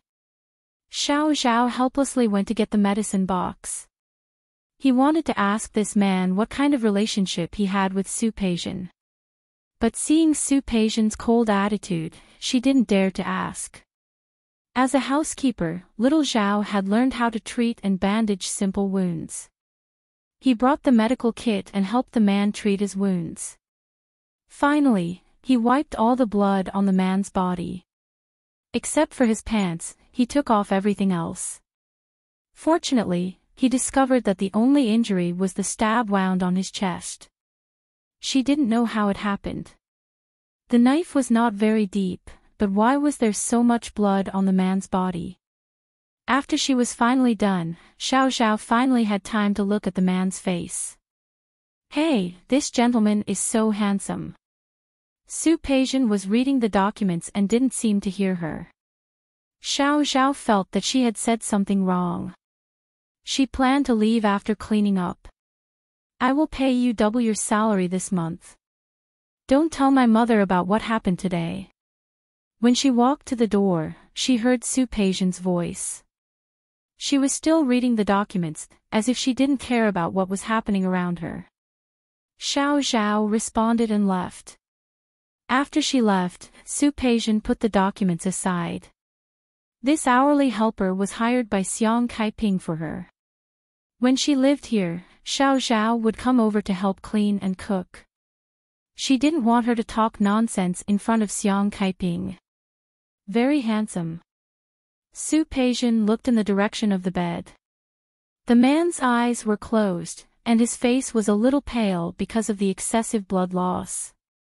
Although his eyes were closed, she could still remember the look on his face when he opened his eyes in the alley. Handsome. She could barely see it. After all, there was never a lack of handsome men around her. This was a two-bedroom apartment. One was her master bedroom, and the other was the study. There was a bed in the study, which was prepared for Xiang Kaiping. She was afraid that she would come over occasionally. However, Xiang Kaiping seemed to know that she was not used to her being too close, so she rarely came to the apartment. Su Peijian placed the man on the bed in the study. This was also the reason why she had to deal with the documents here. Tomorrow was her birthday, and she didn't plan to enter the company. Because Xiang Kaiping would definitely celebrate with her. Today, she would deal with the documents that she could. Closing the documents, Su Peijian felt inexplicably annoyed. She hadn't celebrated her birthday for 2 years. In her opinion, it was a joke. Shaking off those bad feelings, Su Peijian put away the documents and closed the notebook. She got up and left the room. As for the man on the bed, he was lucky to be alive. If he really died here, she wouldn't be afraid. Ling Jing woke up to a faintly discernible aroma of food. The wound on his chest reminded him of what happened last night. That group of people actually couldn't wait to make a move on him. When he got up, the pain in his chest made his expression change. He didn't expect that person to betray him. It didn't feel good to be betrayed by someone he trusted. Ling Jing clenched his fists and waited for the pain to pass. Using the time to relieve the pain, he opened his eyes and looked at his current environment. It wasn't a small room. It looked like a study. He lowered his head. He wasn't wearing any clothes. His upper body was bare, and he could see that his wound had been treated. The wound was bandaged in a slightly ugly way. He put his hand on his chest. He closed his eyes, thinking that if he lay down for a while, the aroma of food would be more obvious. He couldn't control his body's reaction. He realized that he was hungry. He got up and couldn't find his clothes. He probably couldn't wear them anymore. Fortunately, the other party left him a pair of pants. Just like that, he left the study and walked outside. In the kitchen, it was dyed with a layer of gold by the morning light. An extremely beautiful figure was inside, leisurely and at ease. December 26th, Su Peijian's birthday. She was in the kitchen, making breakfast for herself. She wouldn't have done it before. After going to prison, she learned some simple cooking. The easiest thing was to make sandwiches. She put the bread in the toaster and heated a glass of milk for herself in the microwave. She used to like coffee, but after going to prison, she liked to drink milk. Simple, pure, and healthy. The sandwiches weren't complicated, and she worked quickly. After she was done, she cut the sandwiches. She put them on a plate and took out the milk. The moment she turned around, she saw the man leaning against the kitchen door. The man was only wearing a pair of black boxer shorts, but his leisurely attitude made it seem like he was wearing a suit to attend a dinner party. Su Peijian met the man's beautiful and narrow almond-shaped eyes. She expressionlessly walked past him with the milk and went straight to the dining table outside. When she passed by Ling Jing, she didn't stop. She put the sandwiches and milk on the table, pulled out a chair, and sat down. Even though she was only wearing a bathrobe, her movements were still elegant. She picked up the milk and took a sip. She looked up at the man in front of her. She tilted her head slightly. "If you're done, get out. The door is over there." Ling Jing stared at her face for a while, then walked to the dining table and put his hand on the edge of the table. "Did you save me yesterday?" "No." Su Peijian's expression didn't change. There was a circle of milk stains on the corner of her mouth. Ling Jing looked at the circle of marks and felt his throat tighten. Withdrawing his gaze, his expression became a little relaxed for a moment. "No." Ling Jing lowered his head and looked at the bandage on his chest. Su Peijian raised her eyebrows, put down the milk, and wiped her lips with a tissue on the table. You insisted on getting into my car yesterday, and I didn't help you wrap your wound. So it's not like I saved you. Ling Jing remembered that this woman wanted to leave after kicking him a few times yesterday. At that time, he didn't know what was going on, but he used the last bit of his strength to follow the woman and force himself into her car. Beauty, let me borrow your car for a while. His wound kept bleeding, and he should go to the hospital. However, he was too big a target, so he could only follow this woman. And he bet that this woman wouldn't call the police. Later, it turned out that he was right. All his strength was used up after entering the door. After all, he was seriously injured. However, even if you didn't save me, you took me in. Of course, I have to repay you. As Ling Jing spoke, he sat down next to her and reached for the sandwich. Someone patted the back of his hand. He turned around and met Su Peijian's cold eyes. Get out of here now, and that will be your repayment. Ling Jing withdrew his hand and thought of the few kicks this woman had given him yesterday. TSK, this woman was not only cruel, but also bad-tempered. Don't make me say it again. Get out. When Ling Jing was about to speak, Su Peijian's phone rang. Her phone was on the coffee table in the living room. The ringtone made her expression change slightly, but she quickly got up to pick up the phone. Who else would call her at this time other than Xiang Kaiping? Peijian, where are you? Xiang Kaiping sounded a little worried. Why didn't you come back last night? It's your birthday today, so don't go to the company. I cooked noodles for you this morning, but you weren't there. Su Peijian felt a great deal of pressure when she heard Hua Jiniao's sorrowful tone. She paused and tried to make her voice sound normal. I went out with my friends yesterday. It was too late, so I stayed over at Rhone Garden. It's okay, it's okay. You can stay wherever you like. But it's your birthday today. Can you come back for dinner? I will come back. Su Peijian felt a headache coming on. She really wanted to tell Xiang Kaiping that she wasn't a porcelain doll and that she didn't need to talk to her so carefully. However, Xiang Caiping's overly excited tone made her unable to say the rest of the words. Okay, okay. What else do you want to eat? I'll make it for you. I'll go buy vegetables now. Oh, I also prepared a birthday present for you. Xiang Kaiping didn't hear Su Peijian's reaction. Then, will you come back for lunch? Yes. Okay, okay, okay. I'll wait for you. Hearing that her daughter was willing to come back, Xiang Kaiping suddenly became happy. Her excitement made Su Peijian feel a little helpless and a little sad. After hanging up the phone, she turned around and found that the man was sitting at the dining table. The breakfast she had prepared for herself had been finished by him. Not only had he finished the sandwich on the plate, but he had also finished the bottle of milk that she had just drunk.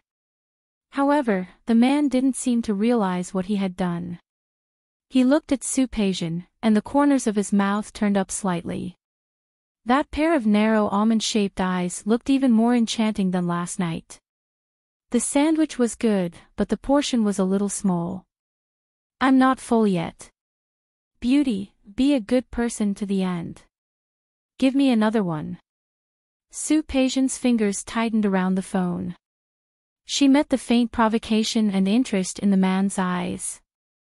She put the phone aside, walked to the dining table, picked up the plate and the cup, and threw them directly into the trash can.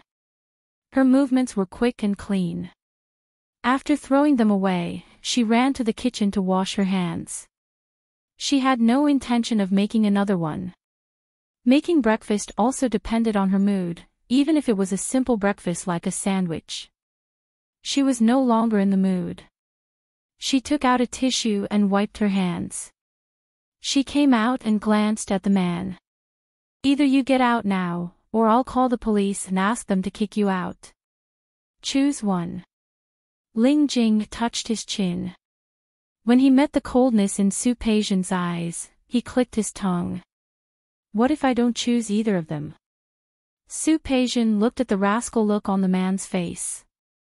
Suddenly, she took a few steps forward, raised her hand, and directly attacked the man's chest. There was still a wound left from yesterday. Ling Jing wasn't prepared for this. The pain made his body curl up and he took a step back. Yesterday, he knew that this woman was ruthless, but he didn't expect her to be so ruthless. Although Su Peijian was wearing a bathrobe, her movements weren't slow at all. Seeing the man in pain, she didn't stop but gave him another punch.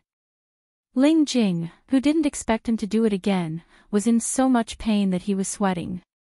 Not only did he curl up his body, but he also fell to the ground and looked at her with a painful expression.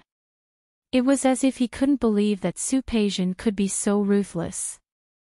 Su Peijian withdrew her hand, and her eyes were cold. I'll say it again. Get out. After saying this, she turned around and returned to the room. 10 minutes later, she came out. She had already changed into a new set of clothes. The red woolen coat made her look even colder. She picked up her phone on the coffee table and put it in her bag. She didn't even look at the man lying on the ground. If you don't leave, I don't mind letting your wound open again. As soon as she finished speaking, the door opened and closed with a bang. After she left, Ling Jing propped himself up. However, looking at the blood oozing out of his chest, her eyes were no longer pretending to be stupid. She was really a ruthless woman. Holding the position of her heart, Ling Jing raised her wrist and pressed a few times on her watch. Not long after, someone came over. Young master. When the person saw the wound on Ling Jing's body, his eyes widened. I looked for young master all night yesterday. Young master, who hurt you? Should we go back to the house now? No need. Ling Jing's wound was actually very painful. The wound had just been casually bandaged to stop the bleeding. Help me deal with the wound. Then you can leave. But, no buts. Ling Jing half closed his eyes. After I deal with it, I won't go back to the house for the time being. You go back first. Young master. Those people obviously want me to die. Pretend that I am still not here and continue to look for me. After a few days, those people will naturally be unable to hold back. I want to see how many rats there are in the house. Yes. The person stopped talking and began to deal with Ling Jing's wound. Young master, the wound is a little deep. I'm afraid it won't work without stitching. But there is no anesthesia here. He had come in a hurry and was afraid of arousing suspicion, so he forgot to bring anesthesia. It's okay. Ling Jing gritted her teeth and endured the pain. Just stitch it like this. Yes. Ling Jing lay there with his eyes closed, enduring the pain of the stitching. His mind was thinking of the red figure that floated away. A woman's heart was really the most vicious. Su Peijian went directly back to the villa where she lived with Xiang Kaiping. This villa was really small according to the scale of the Su family in the past. However, there were only the two of them now, so it was suitable. When she entered the door, Xiang Caiping's eyes lit up when she saw her. I was thinking of going to buy vegetables and you came back. Have you had breakfast? No. Then, I'll go make it for you. Xiang Kaiping went in the direction of the kitchen. Su Peijian's lips moved. Didn't you say that you cooked noodles for me this morning? I'll just eat noodles. It's not tasty after a long time. I'll make you another portion. Su Peijian couldn't stop Xiang Kaiping and watched her go to the kitchen. She rubbed her forehead with a headache. After a few months out of prison, she still hadn't found the right way to get along with Xiang Kaiping. The noodles were soon cooked. Xiang Kaiping brought them out and put them on the table. I made the longevity noodles early in the morning according to the method of Lin City. Try it. Okay. Su Peijian sat down at the table and met Xiang Caiping's expectant eyes. In the end, she couldn't bear it. Thank you, Mom. Silly child, why are you thanking me? Xiang Caiping's face brightened up again because of her thanks. The feeling of powerlessness came over her. Su Peijian could only bury her head in the noodles. The taste was good. It was indeed cooked according to the habits of the people of Lin City. She used to be very picky. She didn't eat a lot of things. Li Qianxue used to dote on her the most. As long as she frowned, she would change the chef for her. She used to think that she would never be able to suffer in this life. However, after nearly 2 years in prison, she realized that there was nothing that she couldn't eat. Xiang Kaiping looked at Su Peijian sitting opposite her. Her heart was faint and slightly aching. She still remembered Su Peijian's appearance in the past. Looking at her now, as a mother, she could only feel sorry for her. Peijian. It's your birthday today. Let's go out and play. Look, the weather is good. It's not snowing either. Okay. Su Peijian put down the bowl and didn't object. Mom, let Nanny Zhang do the cooking next time. You can just make a call and someone will come to your door to buy groceries. It's okay. I can take this opportunity to walk around. Xiang Kaiping hadn't gone out with Su Peijian since she came back. Where are we going today? Shall we go hiking? I think the weather is good. Or do you have any places you want to go? Su Peijian was very tired of her overly careful attitude. She couldn't say more. Let's go hiking. We can eat outside when we come back. There's no need to cook. Ha. Okay. Xiang Kaiping was a little disappointed. She wanted to do more for her daughter, but she realized that nothing she did seemed right. Her expression gave Su Peijian a headache. Mom, we are mother and daughter. We don't care about these things. It's good enough to eat outside. Okay. Okay. Xiang Kaiping nodded. There was a trace of emotion in her eyes. She was about to say something when the nanny, Xiao Yi, came in with a package in her hand. Sister Su, this is your package. Mine. Su Peijian looked at the package and reached out to take it. She couldn't remember if she had ever bought it online. She opened it and found that it was a jewelry box. Su Peijian had a hunch and opened the box. Inside was a set of pink diamond jewelry. There were 2 pink diamonds on the butterfly wings. They weren't very big, but the style was fresh, very suitable for young women. Her phone rang. Su Peijian picked it up. It was Su Qinghui. Peijian, happy birthday. Su Qinghui had put in a lot of effort to get Su Peijian out of prison earlier. This was Su Peijian's first birthday after she was released from prison. He had wanted to come to Rome City by himself. However, Li Qianxue had been feeling a little uncomfortable these days. So, whether it was Su Qingsang's birthday or Su Peijian's birthday, he didn't come. Thank you, Dad. As soon as Su Peijian said this, she felt that Xiang Kaiping was looking at her strangely. She suppressed the helplessness in her heart.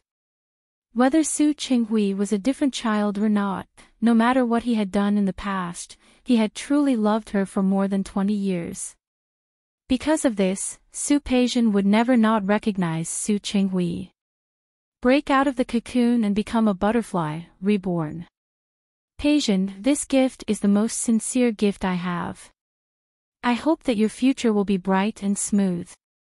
Thank you, Dad. Su Peijian would be lying if she said that she wasn't touched. I like this gift very much. Although she didn't think that she needed a new life, this was Su Qinghui's gift. As long as you like it. Qianxue has a cold these days, so I don't have time to come over. I'll go to Rong City to see you in a few days. Okay. Su Peixian didn't refuse. Su Qinghui's concern had been like this since she was released from prison, neither too far nor too close. This degree was just right, and it wouldn't make her feel uncomfortable. When she heard that Li Qianxue had a cold, she wanted to ask. However, she glanced at Xiang Kaiping and didn't ask in the end. She hung up the phone and found that Xiang Kaiping was looking at her with a look of hesitation.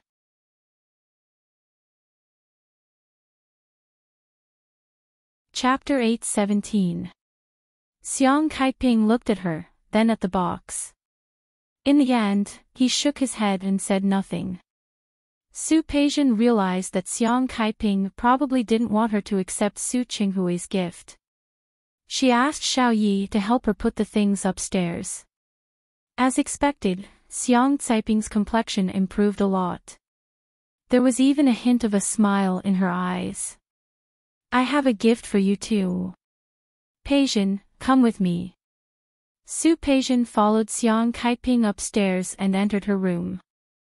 Su Peixian found that Xiang Kaiping had given her a knitted sweater and a scarf for her birthday. Thank you, Mom. It looks great. I've been a lot clumsier lately. It probably wouldn't be as exquisite as the ones outside. Xiang Kaiping could not continue. It was not that she did not have money. However, she felt that giving jewelry and accessories was too tacky. She calculated Su Peixian's birthday and knitted a sweater for her. She remembered that she had done the same thing for Su Peixian. She was afraid that Su Peixian would think the gift was too little, so she knitted a scarf. However, she didn't expect that Su Qinghui would give her such a generous gift. Mom, what are you talking about? It was a light khaki sweater with fine stitches and a novel design. More importantly, it was a thought. I like it very much. Thanks, Mom. Really? Of course it's true. She seemed to be afraid that Xiang Kaiping wouldn't believe her. I'll go get changed now. No need, no need. There's a heater in this room. Xiang Kaiping smiled again. This time, it was a comfortable smile.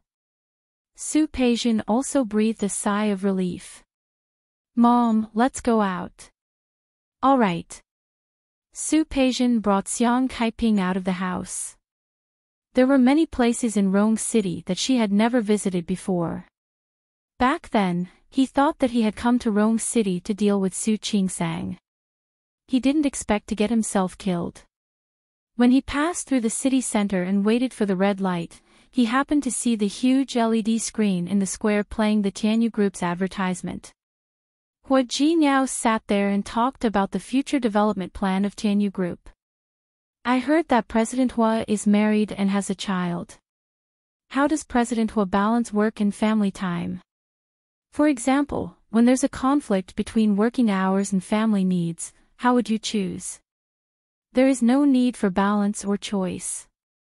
My family is the most important thing in my heart. Both my wife and my 2 children are the most precious things in my heart. They will always come first. Of course, I also believe in my own abilities. He believed in all the employees of Tianyu Group. I believe that we can lead the heaven domain to new glory. The honking from behind made Su Peixian retract her gaze and step on the accelerator. Xiang Kaiping, who was sitting next to her, saw it too. She looked at Su Peixian with a complicated expression. Peixian. I'm fine. Su Peixian's expression was extremely calm. Mom, don't worry too much. Xiang Kaiping was really afraid that Su Peixian would go against Su Qingsang and her husband again. Su Peixian glanced at her and patted the back of her hand while they were waiting for a red light. Mom, don't worry. I know what's important. I won't let myself walk the same path again. It's not that I'm worried. I'm just worried about you, and after all, he was in high spirits. But compared to Su Peijian, Xiang Kaiping couldn't say for sure. If it weren't for her, Su Peijian would still be the eldest daughter of the Su family. He was doted on by thousands of people. It was just that things didn't always go as one wished. I told you, I'm fine. Su Peijian wasn't that overconfident now. Moreover, this time, although Su Qinghui helped to get her out. If it weren't for Su Qingsang and Hua Jiniao's tacit consent, with their ability, she would still be in there now. Even if they didn't say it, she would still appreciate it. Things were good now. Everyone was fine. Look at me. I'm old and talkative. Xiang Kaiping changed the topic, and Su Peijian didn't mention it again. In fact, even if Hua Jiniao and Su Qingsang appeared in front of her now, she wouldn't have any emotions, let alone just watching an interview. It was always Xiang Kaiping who made her feel tired. The pressure she put on herself was much greater than seeing her old enemy. The mountain scenery in winter was actually really not that beautiful. Su Peijian just took the opportunity to come out and relax. As she walked, her mood really improved a lot. She thought that maybe after she arranged the work at hand, she could go on a long-term trip with Xiang Kaiping. That should make Xiang Kaiping happier, right? Su Peijian had a pretty good birthday. Other than Xiang Caiping's guilty and pitiful eyes from time to time, which made her a little depressed, it was pretty good other times. As for Xiang Caiping's attitude, she no longer hoped to correct it. After all, after she came out, it wasn't that she didn't mention it, but she couldn't get over it. Let her be. Su Peijian sat in the conference room. She looked at the report in front of her, and her gaze moved from the report to the face of one of the people sitting in front of her. The other person lowered his head and didn't look at her. She suddenly raised her hand, and the report hit the person's face directly. The report hit the bridge of the person's nose, then fell to the ground, scattering all over the floor. The other managers on the side didn't even dare to breathe. After Su Peijian finished throwing it, she tilted her head to look at the person in front of her. Manager Wang of the company's purchasing department. I know, my mother has always been generous. Therefore, she will be closer to you people who started the business with her than others, but this is not the reason why you do things like this. The purchase price is 10% higher than the market price. How did you submit such a report? Why? Seeing that I haven't made a sound for a few months after taking over, you're starting to go back to your old ways, right? President Su. Manager Wang wanted to say more, but Su Peijian didn't want to listen anymore. Don't call me. Go to the finance department to get your salary for this month. You're fired. President Su. Manager Wang looked shocked. I used to be President Xiang, don't mention my mother. I'll say it again, my mother is my mother, and I am me. You guys are here now, and I'll say it here.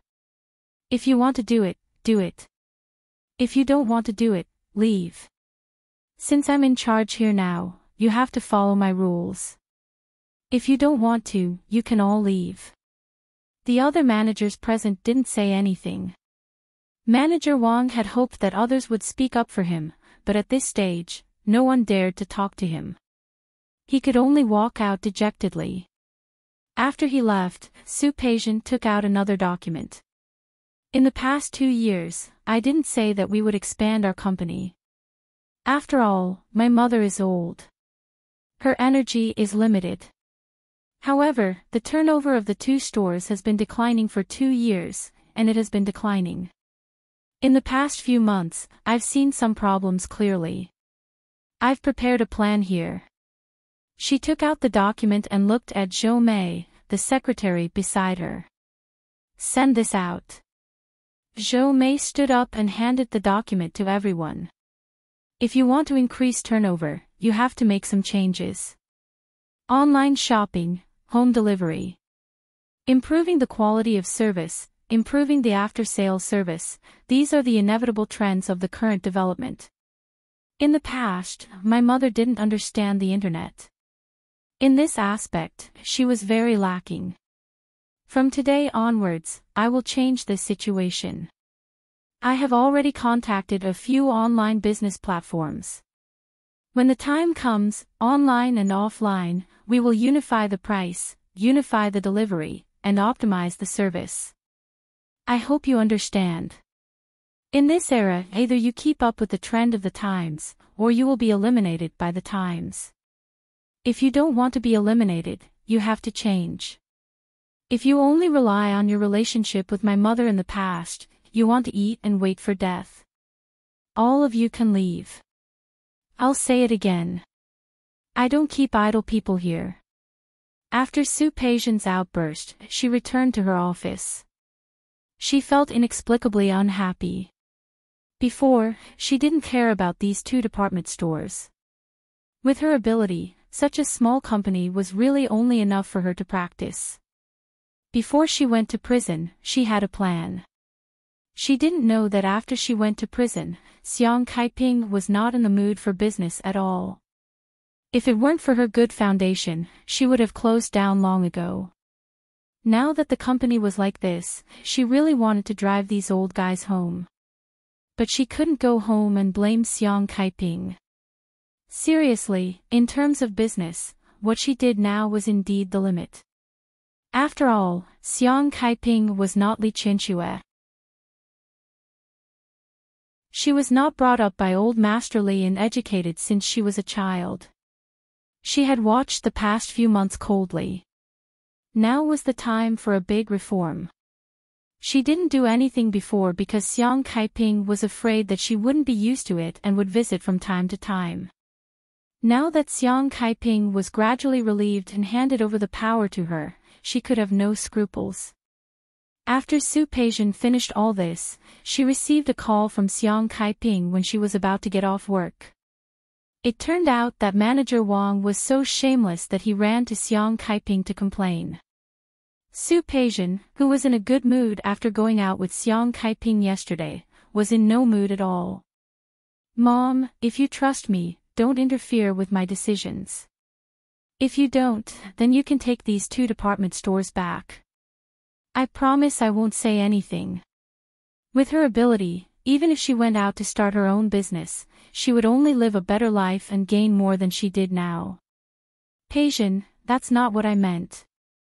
I mean, Manager Wang is also an old man. He took advantage of his seniority to fill his own pockets. That's even more unforgivable. Mom, I know you're soft-hearted, but it depends on the situation." Sue Pasian was anxious, and her tone unconsciously became a little more urgent. She felt that her attitude was not right, so she stopped talking. "All right, Mom, don't worry about the company. Just stay at home and take care of the flowers. I have an appointment with someone from the online business platform for dinner tonight, so I won't be back for dinner."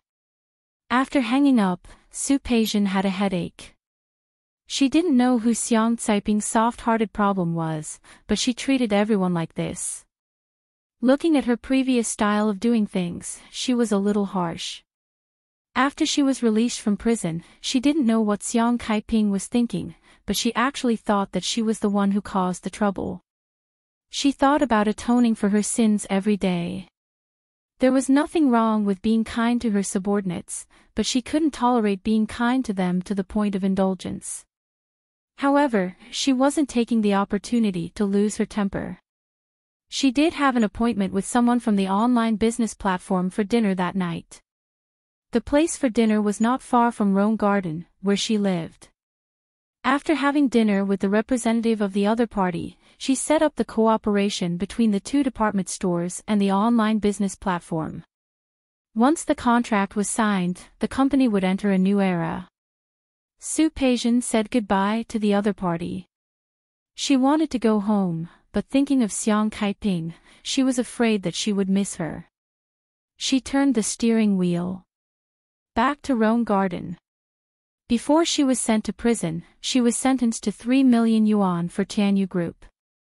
After she was released, Su Qinghui had offered to give her some of his shares to make it up to her.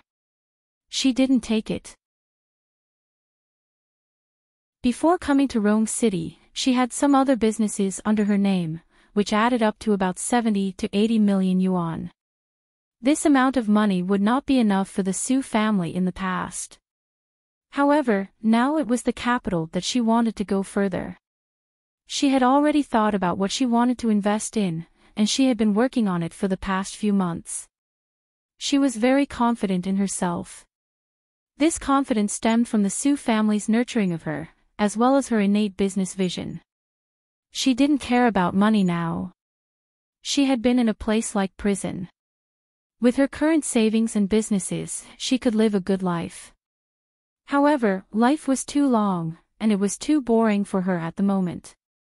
Having lost her rival, she had nothing to do. She could only find something to keep herself busy. Before entering the house, she made a phone call and asked someone to send some fruits and ingredients up. She pressed her fingerprint and opened the door. The light inside made Su Peijian narrow her eyes. She seemed to suddenly remember that when she left, the injured man didn't seem to have left. When she closed the door, she didn't see him. Su Peijian's lips were pressed into a straight line. She gently put down her bag, changed her shoes, and entered the house. She walked to the kitchen and took the biggest kitchen knife that she had never used before. It was used for chopping meat. There was no one in the study, and no one in her room. Yes, she had locked the door before she left. She could vaguely hear the sound of water in the bathroom. Su Peijian walked to the bathroom with the kitchen knife. Ling Jing was taking a shower. He only had a wound on his chest. If he avoided this wound, he could still bathe other parts of his body.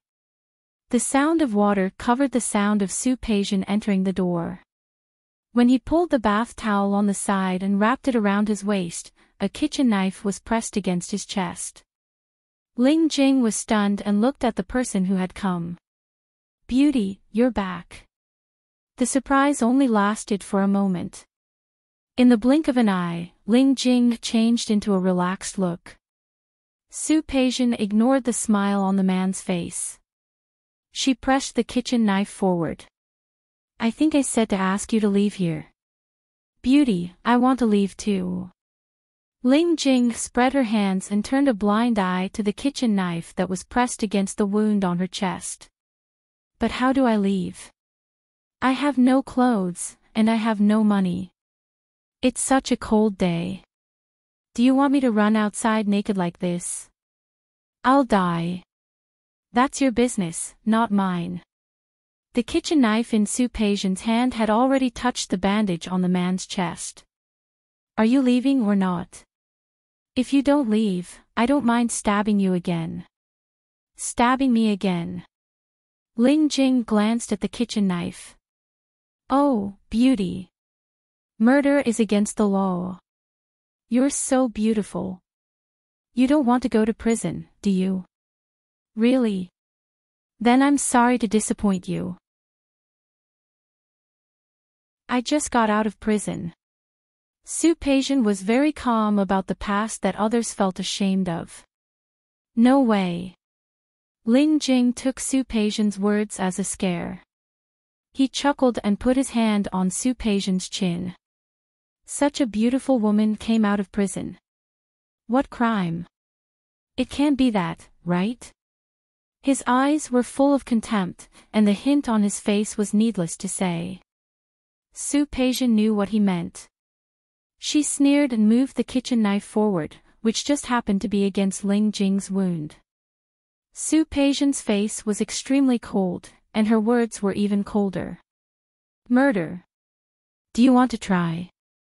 At that moment, Ling Jing really felt the murderous intent on her face. There was a moment of silence in the air. Su Peijian didn't withdraw the kitchen knife.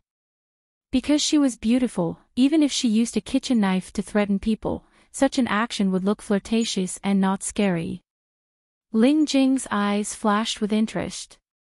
Not only did he not withdraw his hand from her chin, but he also gently lifted Su Peijian's chin. Beauty, have you ever heard of a saying? With the other hand, he held the back of the kitchen knife and gently pushed it away. To die under a peony flower, even as a ghost, it's still romantic. Su Peijian didn't see how the man moved, but in the next second, the kitchen knife was snatched away by him and thrown aside. She widened her eyes and wanted to raise her hand to attack him. In an instant, the man was one step faster and restrained her hand. With a tilt of his body, she was pressed against the bathroom wall. He had just taken a shower, and the bathroom was steaming. The man's face was magnified in front of her. That pair of almond-shaped eyes, at such a close distance, was indeed enchanting. In the next second, the man's lips kissed hers.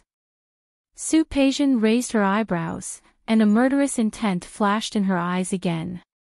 The man's lips were warm and moist. While she was shocked, the man had already planned to go further. With her hands restrained, she raised her foot to attack the man's lower body. The other party seemed to have been prepared, and directly restrained her legs. Su Peijian looked at the enlarged face in front of her and didn't miss the flash of pride in the man's eyes. Sneering, she suddenly turned the tables on the other party, planning to attack the city and plunder the land. Not only did he not refuse, but he also took the initiative to cater to her, trying his best to tease her. There was a flash of surprise in Ling Jing's eyes.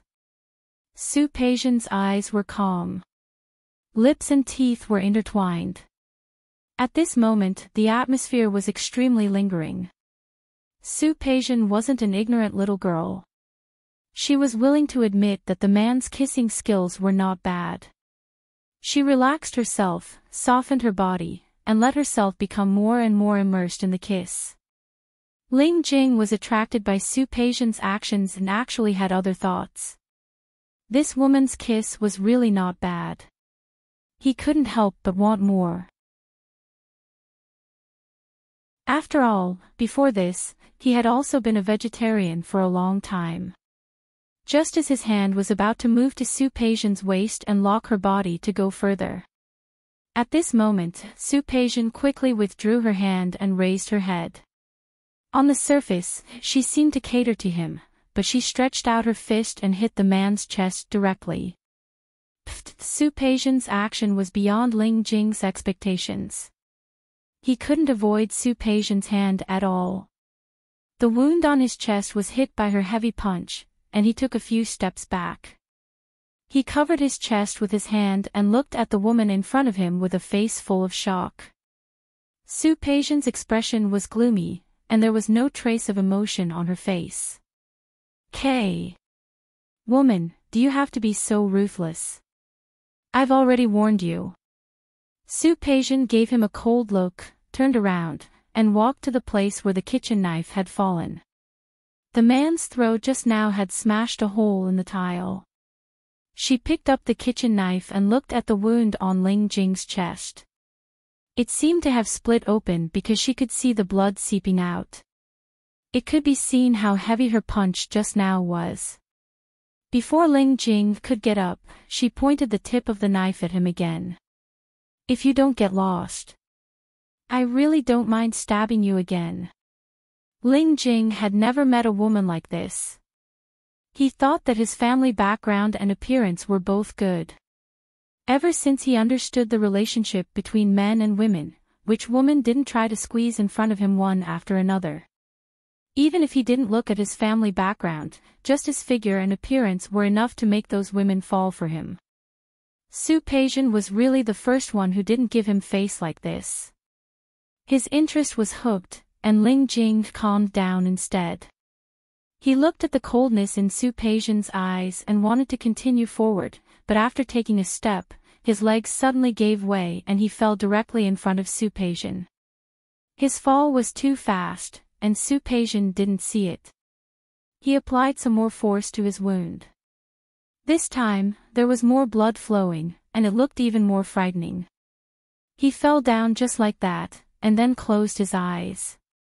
The man fainted, and the wound opened again. Su-Peision naturally couldn't let the man get lost again. She closed her eyes, and had the urge to throw the man out just like that, and let him freeze to death outside. Her phone rang at that moment. Mom. Peision. You're not off work yet. I'm off work. Didn't I tell you that I'm eating out with someone? Oh. Yes, you just said that. Are you coming back today? No need. The place where I eat now is very close to Rome Garden. I'll stay here today. As Su-Peision spoke, she walked to the man on the ground. The man's body was already bleeding all over the ground. She kicked the man, but he didn't respond. Okay, then take good care of yourself. I'll ask Xiao Xiao to come over tomorrow morning and cook for you. No need. Su-Peision thought of Xiao Xiao when she spoke, and thought for a moment. Mom, I can cook myself. It's getting late. You should rest first.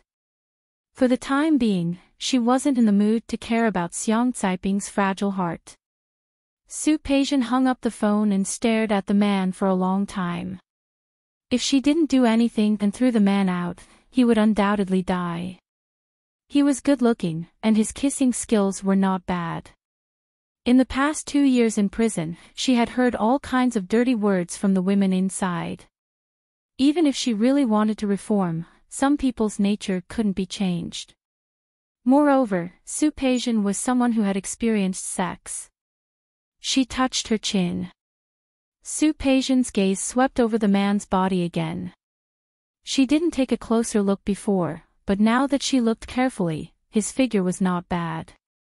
When she came in just now, she seemed to have seen that he had abs. When the man put away her kitchen knife, he grabbed her hand very quickly and forcefully. In terms of appearance, he could barely be considered good.